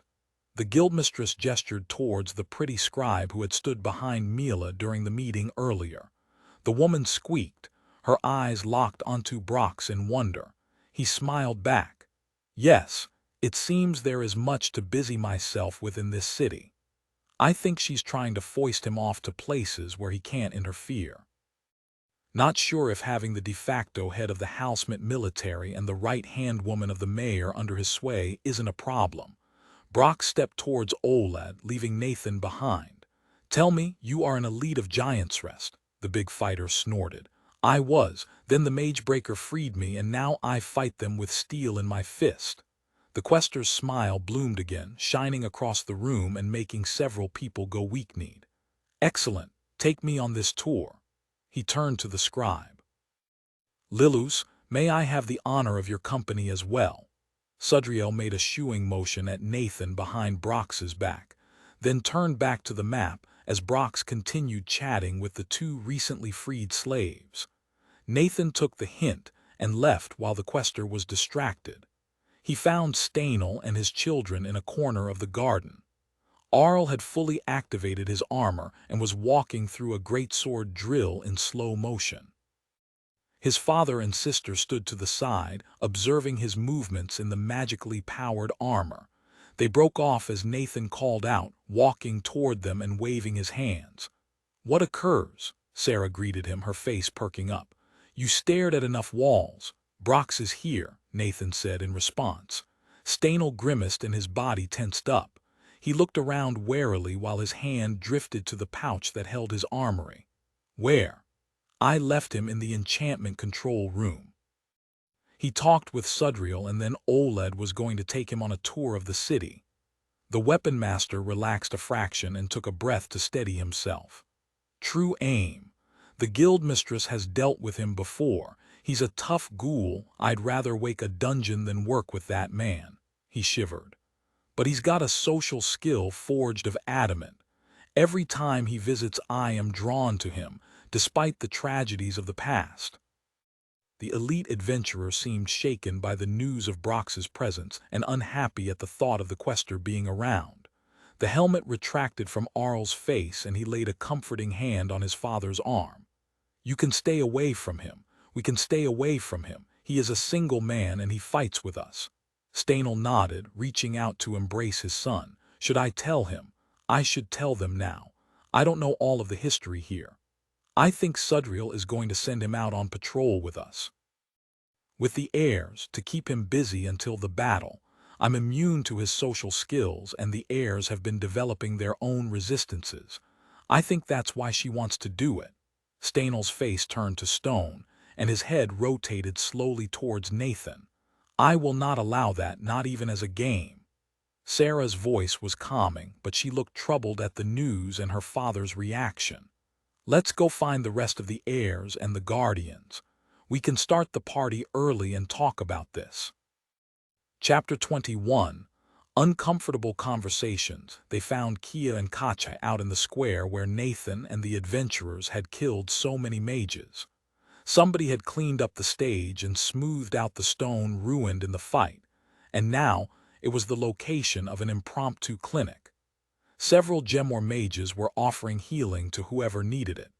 Kia and Kachai were among them, working on cases that required their divine touch. Many of the new citizens of Halsmith seemed to be stopping by, though few of those present had truly dangerous injuries. Kachai was standing over a frail old man, glowing with divine power as he channeled his magic. Stanel walked up, catching Kia's attention. He jerked his head, not saying a word. Kia gauged his expression, then nodded and moved to look over Kachai's shoulder. She watched for a moment, then tapped her adopted son on the arm. You are yet mortal. Do not overexert yourself in pursuit of the divine. Kacha shook his head as if snapping out of a trance. He stepped away while his patient sat up and ran his arms across his torso with an awed expression on his face. Kia turned to the old mage running the clinic, whom Nathan recognized as Khazar's teammate Argan. We're off to the mansion. Send a runner if divine healing is needed. Argan acknowledged her words and waved them away. As the tide calls. They had to ask the elites guarding the front doors of Xia's mansion where to find Stella and her parents. They were directed to the kitchens, which were bustling with activity. A dozen people toiled in the grand space, making use of enchanted tools to whip out food.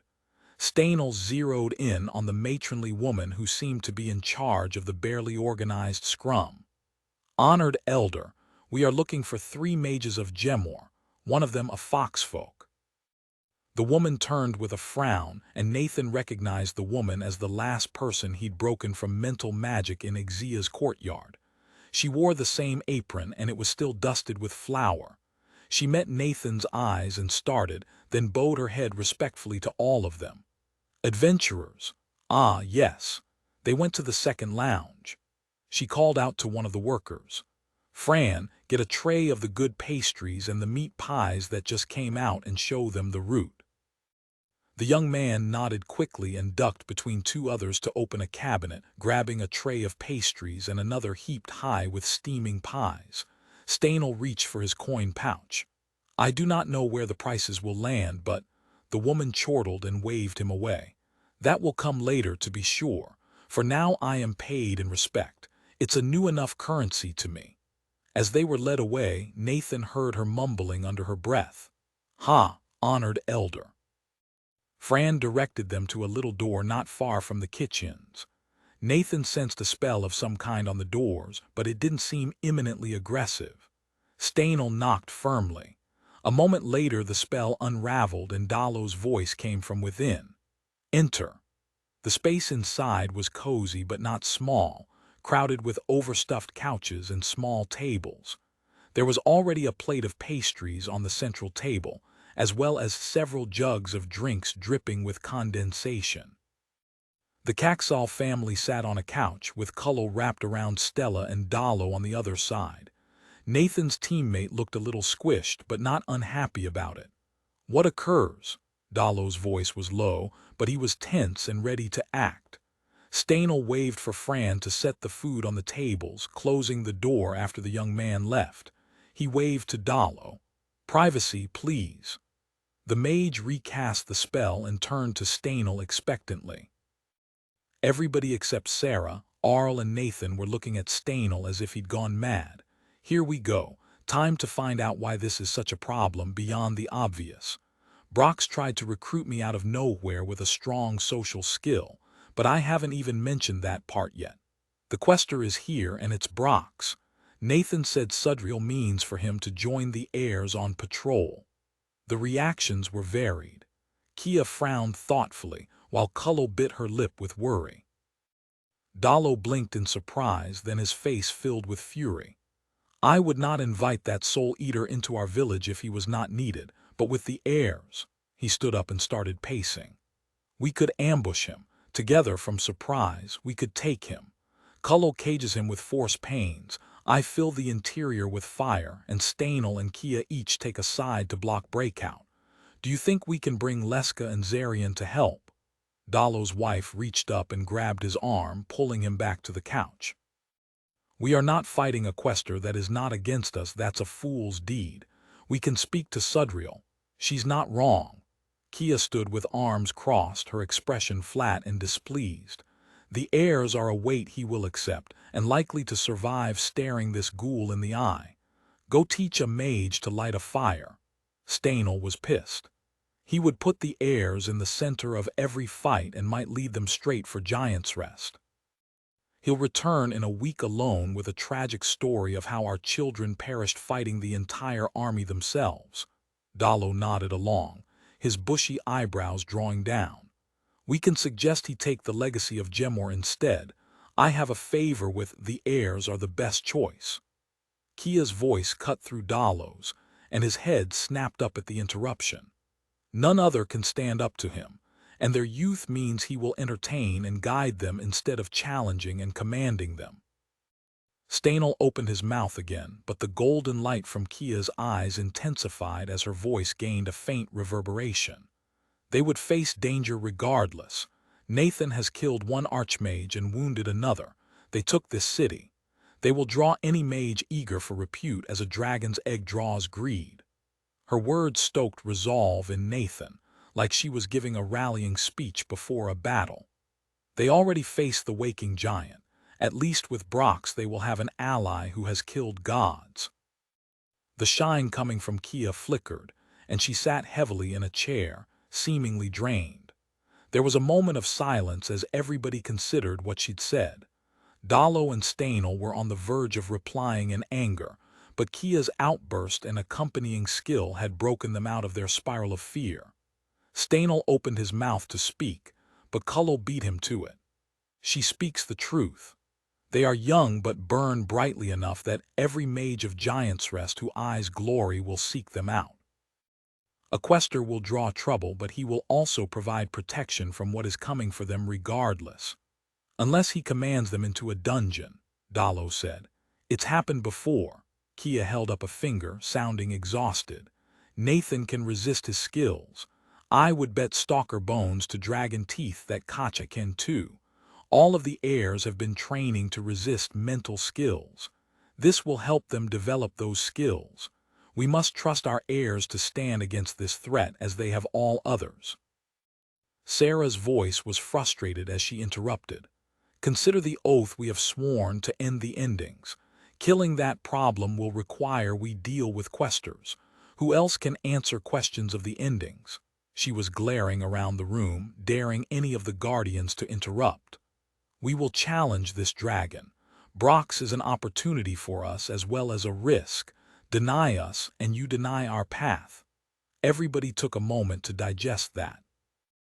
Then Dalo gave a heavy sigh and slowly reached for one of the jugs on the central table. I would not smother your fire. Pardon my axe, this is your decision to make, and you have made it. He poured himself a glass and panned his gaze over the rest of the heirs, seeing if any of them would disagree with Sarah's words. Nathan met the eyes of each of his friends in turn, sharing small nods all around. He voiced his agreement. We're agreed. Brox might be an ass, but when Giant's Rest comes after us, it'll be good to have him around. We might be able to learn more about the endings from him, too. Stanel sat down, reaching for the tray of hot pies to go with his jug. That seems to be baiting the castle bear, but it is your path. He bit into the pie and snorted. That dungeon is woken already. Kia pulled a bottle out from a dimensional bag at her belt, snagging 2 glasses. She poured a viscous purple liquid out and slid one glass over to Nathan. He raised his glass at her before sipping at the flowery drink within. Ah, sweet and fruity, just how I like my alcohol. With a smile, Cullel started floating plates and drinks to people. Well, we meant to do this later, but now that we're gathered, might as well do it now. With her words and the freely distributed alcohol, the tension in the room relaxed significantly. Nathan remembered the last time they'd had one of these parties. It had been after surviving Tial's ambush outside of Farfield. The time before that had been after their blooding patrol. Each time they'd talked through trauma and stress. There's more than enough of that to go around now. They chatted about small things for a little while, with Stanel asking after the state of Kachai's gear, while Dalo admired the enchantments on Arl's new sword. Kia had heard of Stella's apocalyptic spell outside of Terran and started quizzing her on its capabilities. Cullel turned to Nathan, fixing him with a benevolent smile. I know you have received accolades aplenty for your deeds, but I would offer one more. You saved my child from a terrible fate. That has earned you freedom and brightness in my eyes. Thank you, Nathan. He smiled sadly in return. You're welcome. I wish it had never happened.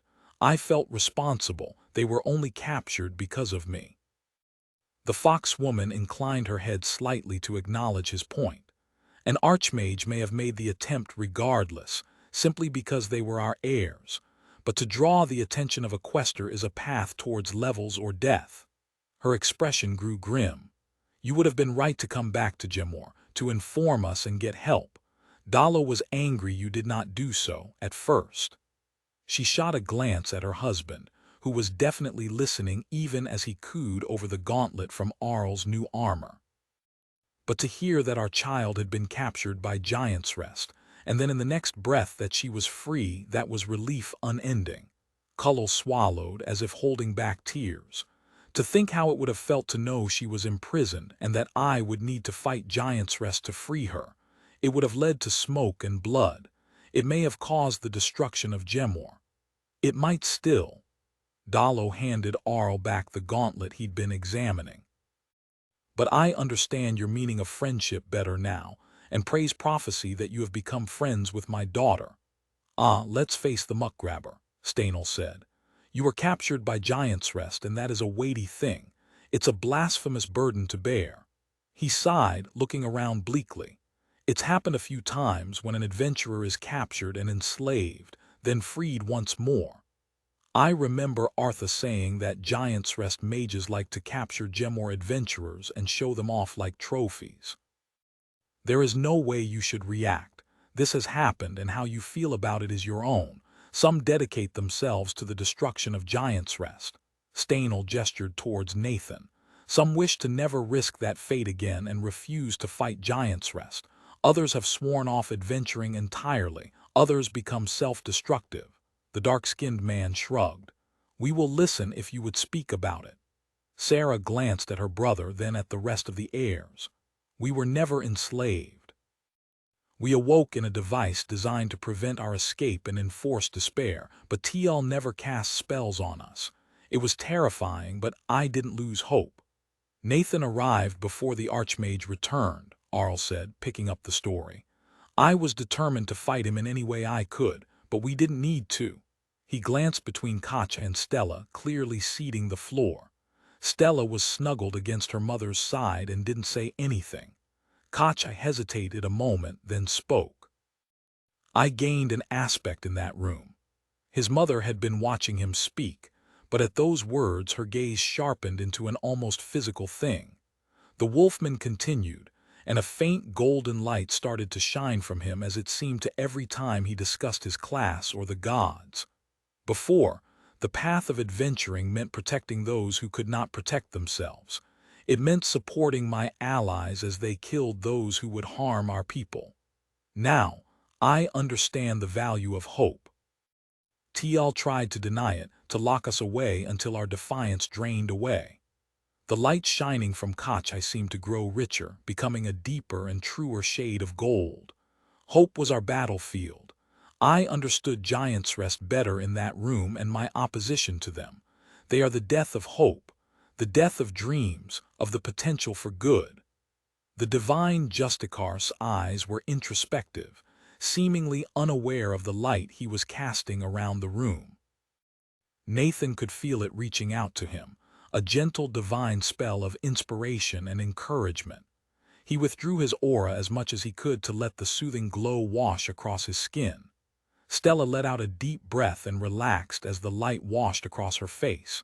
It seemed to be doing her good, but Katja wasn't done.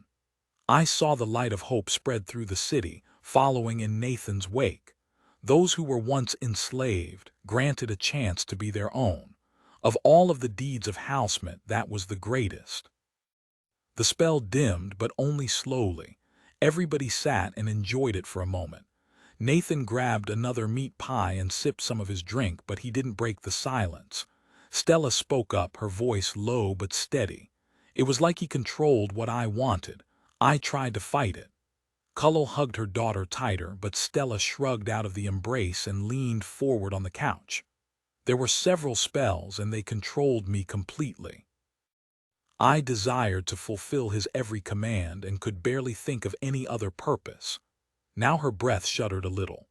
I had moments where I knew I was betraying everything, where the despair consumed me, but then I remembered I had a master and he wanted me to serve. When he commanded me to fight Nathan, all of me felt relief. It meant freedom or the loss of hope, which felt like one and the same. She shivered slightly and leaned back into her mother's embrace. He wanted so much. He had more power and wealth than any of us, but it wasn't enough. He wanted more magic, more status. He wanted to rule Giant's Rest, but not to do anything with it, just to be at the top.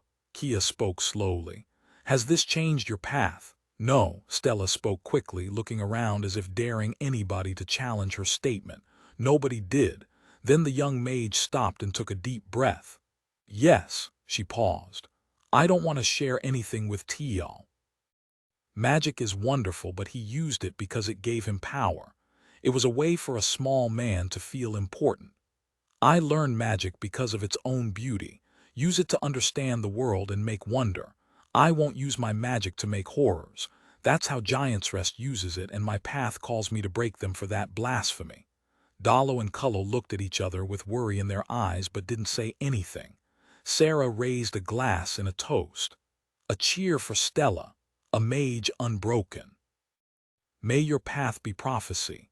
Everybody raised their drinks alongside hers, then drank them down. Stanel went around and started refilling drinks with a flourish. I am proud to be free of regret.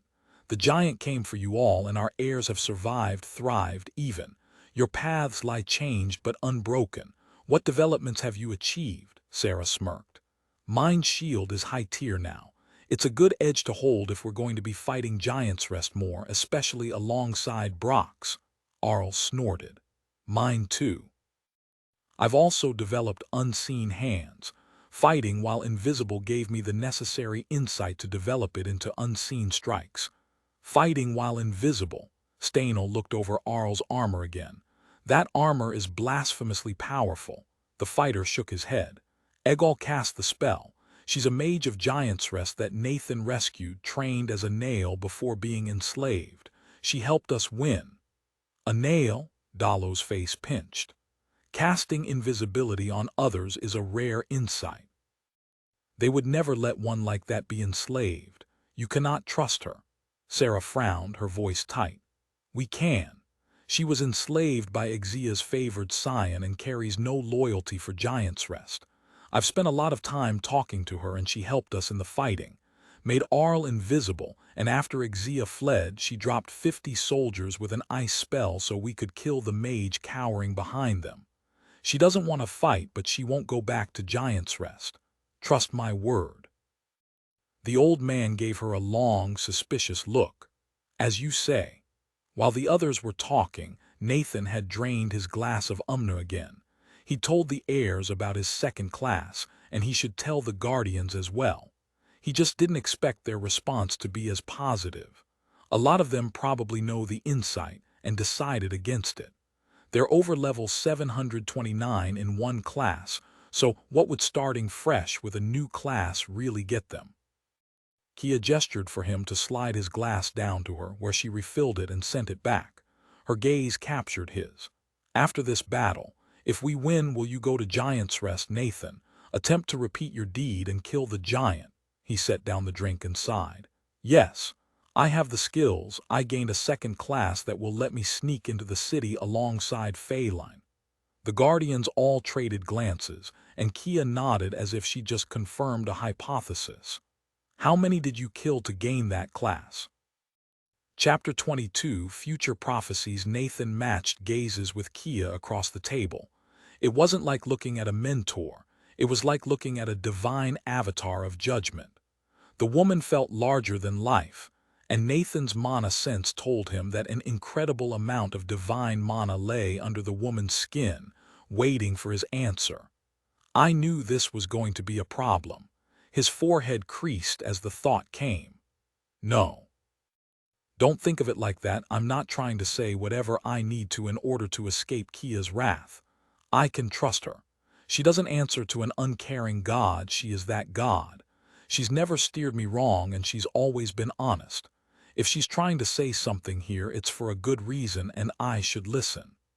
Only one Histel Dho Folku, Nathan replied. Kia frowned at him, tilting her head. Her gaze was heavy, clearly waiting to hear more. The divine presence inside her felt like an executioner's cleaver poised to fall. Extrapolating from what's going on with Koch, I think this is a question close to her divinity. She's not threatening me, but her path demands she figure out if I've become a mass murderer. He sighed deeply. I've killed a lot of mages since I gained the class. 32 mages of Giant's Rest in all. They're the evil I've sworn to fight, and it was war. Was I supposed to try to capture them all? The holy warrior's golden eyes lay on him for a moment longer before she spoke. In battle, fight to win. I would likely have killed many of those mages myself. Giant's Rest breeds evil into its mages as a muckgrabber breeds filth.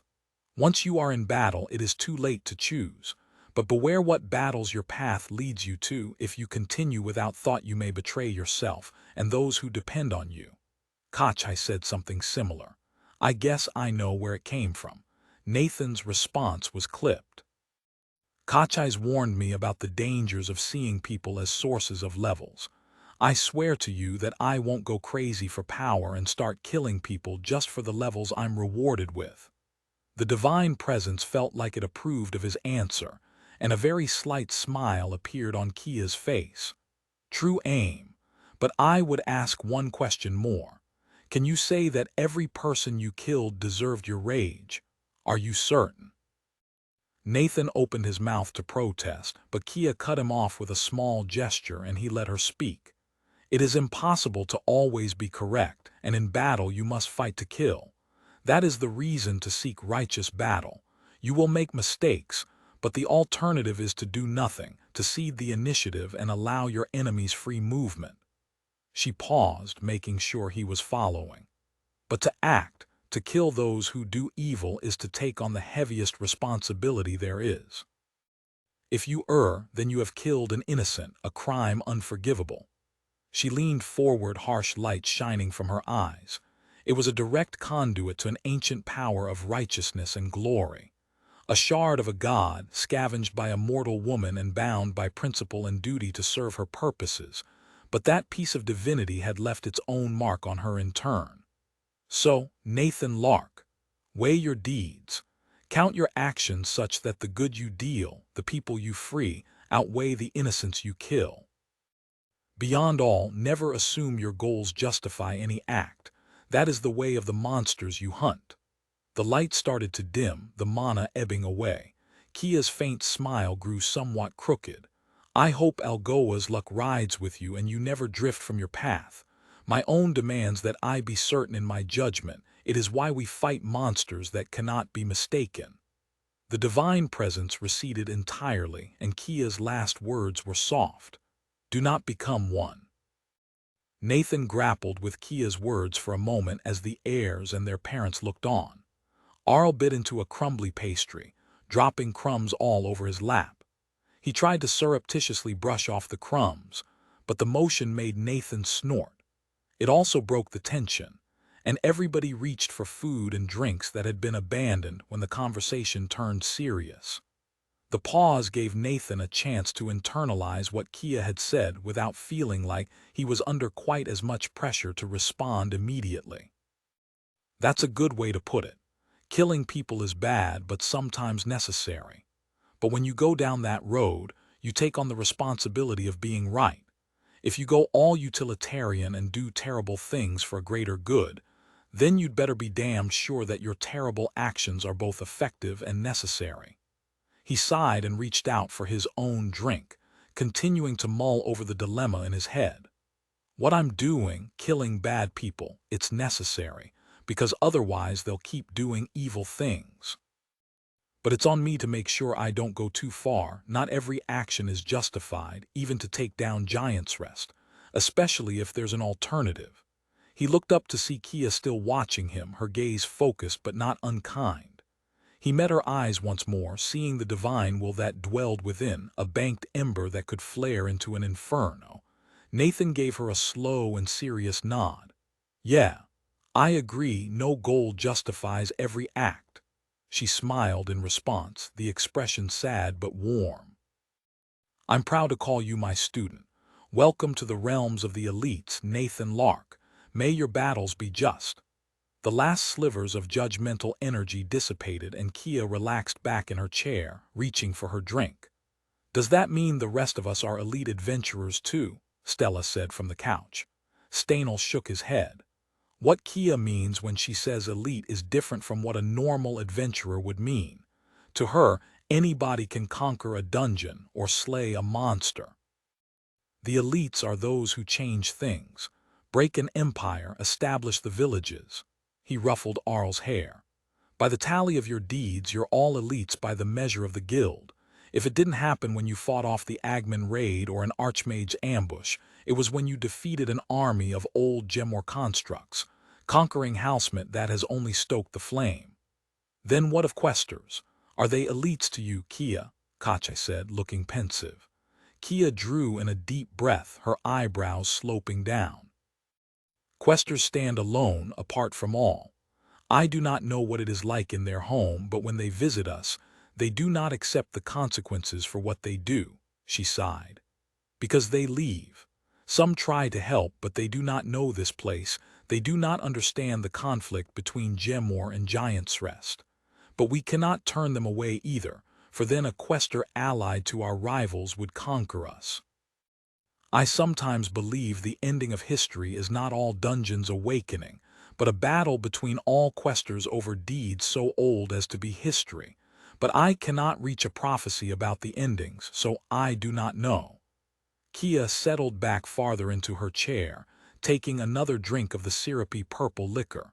We should talk about questers if you'll be dealing with one, Stanel said, glancing at the other guardians.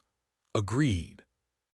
Dallo leaned forward, panning his gaze around to impress on the heirs that this was serious. He doesn't do the serious glare thing as well as Kia. We only know of a few questers, but they're all different. They have different builds, different personalities, and different weaknesses. Some speak with magic. Others will grant grand insights to those they find friendship with. What is always consistent is that they will never value your lives. He set his hands carefully on the table.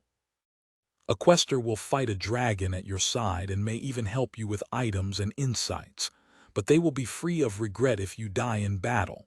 To an allied quester, you are an asset, not a person. Stanel picked up the thread. To an enemy quester, you are an obstacle, he indicated Nathan, or a rival. I hope the presence of Brox distracts Badud from you all, but we should describe Brox's abilities to you. I am afraid we know nothing of Badud. The weapon master shrugged. Brox seeks glory and excitement.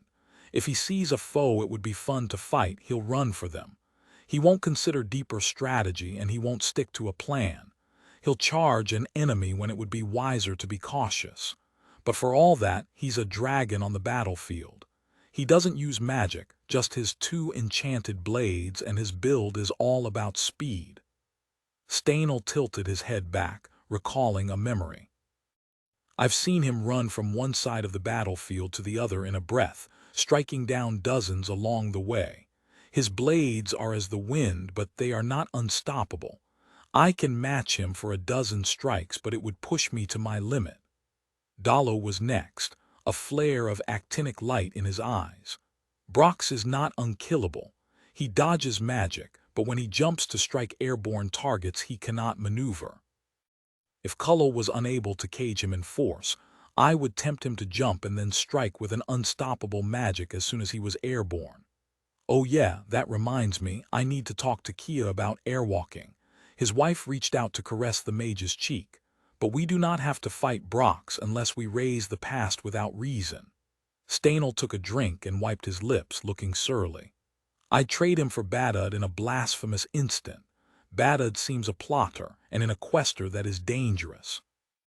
Brox is just a delving idiot. Nathan waited to see if the Guardians were going to say anything else about questers.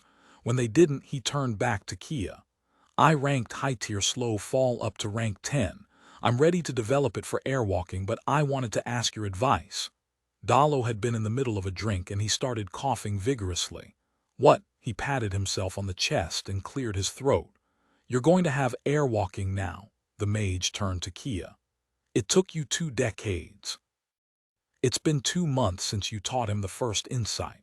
He started grumbling. Flying Antimage, a blasphemous build. Kia's lips turned up slightly. I did not liberate a city. She turned back to Nathan. Well done. I will repeat what I said then. Consider your insight, but do not trigger the development until a suitable fight. The greater the insight and the more impressive the deed, the better the resulting talent will be. It will use less stamina and let you push harder. If Algoa's luck rides with you, then it will be a dangerous fight where airwalking grants you a substantial advantage and enables you to win where you might have lost otherwise. I developed my talent in a fight against an Agman Legion, using it to strike down their commander. She shrugged. Such a fight may not occur for a time, especially if you take Brox on patrol. If necessary, just have Stella throw you into a fight and then develop the talent, using it to drop down and strike an enemy. It may benefit you to keep it reserved. An unexpected ability is often the key to winning a difficult fight. Yeah, like when I developed Perfected Body and became immune to poison. Nathan took in the advice, thinking for a moment. Should I hide the talent from Brox? It might be a helpful trump card. Stanel nodded. Yes, if he knows you're trying to develop it, he'll want to be part of it. Then he'll want you to show it off. Don't tell him, but do not expect it to help if you fight him. The man jumps like a striped wolf. Pardon my axe, but is that the end of adventurer business? Cullo broke in gently, her expression expectant. We have fine drinks and better pastries to enjoy. We'll miss the meal hiding in the bushes, Sarah said, leaning forward to grab some more of the meat pies and chowing down. The tension ratcheted back down as the heirs and the guardians chatted about small things, happy to avoid talking about the recent conflict or the foreboding future. After a little while, Nathan looked over at Stella. Hey Stella, Dalo and Cullo too, I recently got a really good look at one of the most impressive force spells I've ever seen. Can I try to explain it to you? Cullo blinked at him in confusion. Do you wish to teach a mage to light a fire? I taught Stella all she knows of force magic. It is a different tradition than used by Giant's Rest. Yeah, but I think I got some insights that might help your force magic too, Nathan said. Both of her parents looked doubtful, but Stella was excited. Just listen. Nathan's good at explanations. He's got a teaching skill and his mana sense is better than mine. That and I can get a real close look at spells that should vaporize me. Dallo raised his eyebrows and waved his hand, clearly humoring Nathan. Go ahead, we'll listen. Okay, so when we charged the square there was this old artisan mage. His name was Thulio Dho Pelogi. He cast this big force dome that let spells pass through one direction but not the other. It was also the most efficient force shield I've ever encountered. Cullo frowned. That name has been spoken before. I think he enchanted the shield stones on the raiding parties. You killed him. Yup. He killed Delric Ernesto first and tried to get Kachai, Nathan replied, remembering the old man's crushing force spell. You really can't just be a fighter on Davrar. You need something else, magic or faith or a powerful enchanted item. Otherwise a mage will just flick their fingers and squash you. Anyway, the spell. There were a few really impressive parts of it. First, the part that let magic through in one direction. Beyond that, it had a structure that reminded me of something on Earth called a geodesic dome, which helps spread force out so it doesn't break the overall structure. Let me remember how it worked. Mental Fortress 3 achieved. He guided Stella through assembling a miniature version of the dome shape, then tried to explain the way that it had actively distributed force around the structure, using the reinforcing struts as channels to guide mana where it was needed. She started to get it, and Cullo grew interested as Nathan explained how the dome had repaired itself.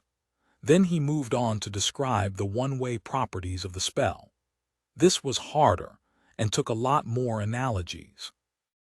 It was like it was in a very specific phase, which caused interference with spells coming from the outside but not from the inside. Stella scrunched her face up trying to understand, but her mother just looked completely confused. Fair, I've taught Stella about phases and interference, but Cullo doesn't have a clue. He tried again. Okay, let's do this more practically. Can you cast a force spell? I'm going to try to use my anti-magic to destabilize it in a specific way so that you can understand what I mean. It'll only work for an instant before the spell breaks, but it's like a specific vibration of the mana, not the spell itself. They kept at it for almost an hour, continuing to eat and drink the entire time. The other adventurers prodded them for doing work, but Cullo prodded right back. Don't smother our fire. This is fun. The fox woman decided to cast a dozen subtly different force blocks, then have Nathan indicate the one that was the closest to what he was looking for. After a bit longer, she cast a shield that wavered unsteadily. Nathan pointed at it. Close, but the mana structure isn't stable because of the way the bands are arranged. If you take out this flow, then the instability goes away and it will start being permeable to mana. He reached out with a tendril of anti-magic and cut loose the offending portion of the spell, causing it to stabilize for a second before the whole thing melted into loose mana.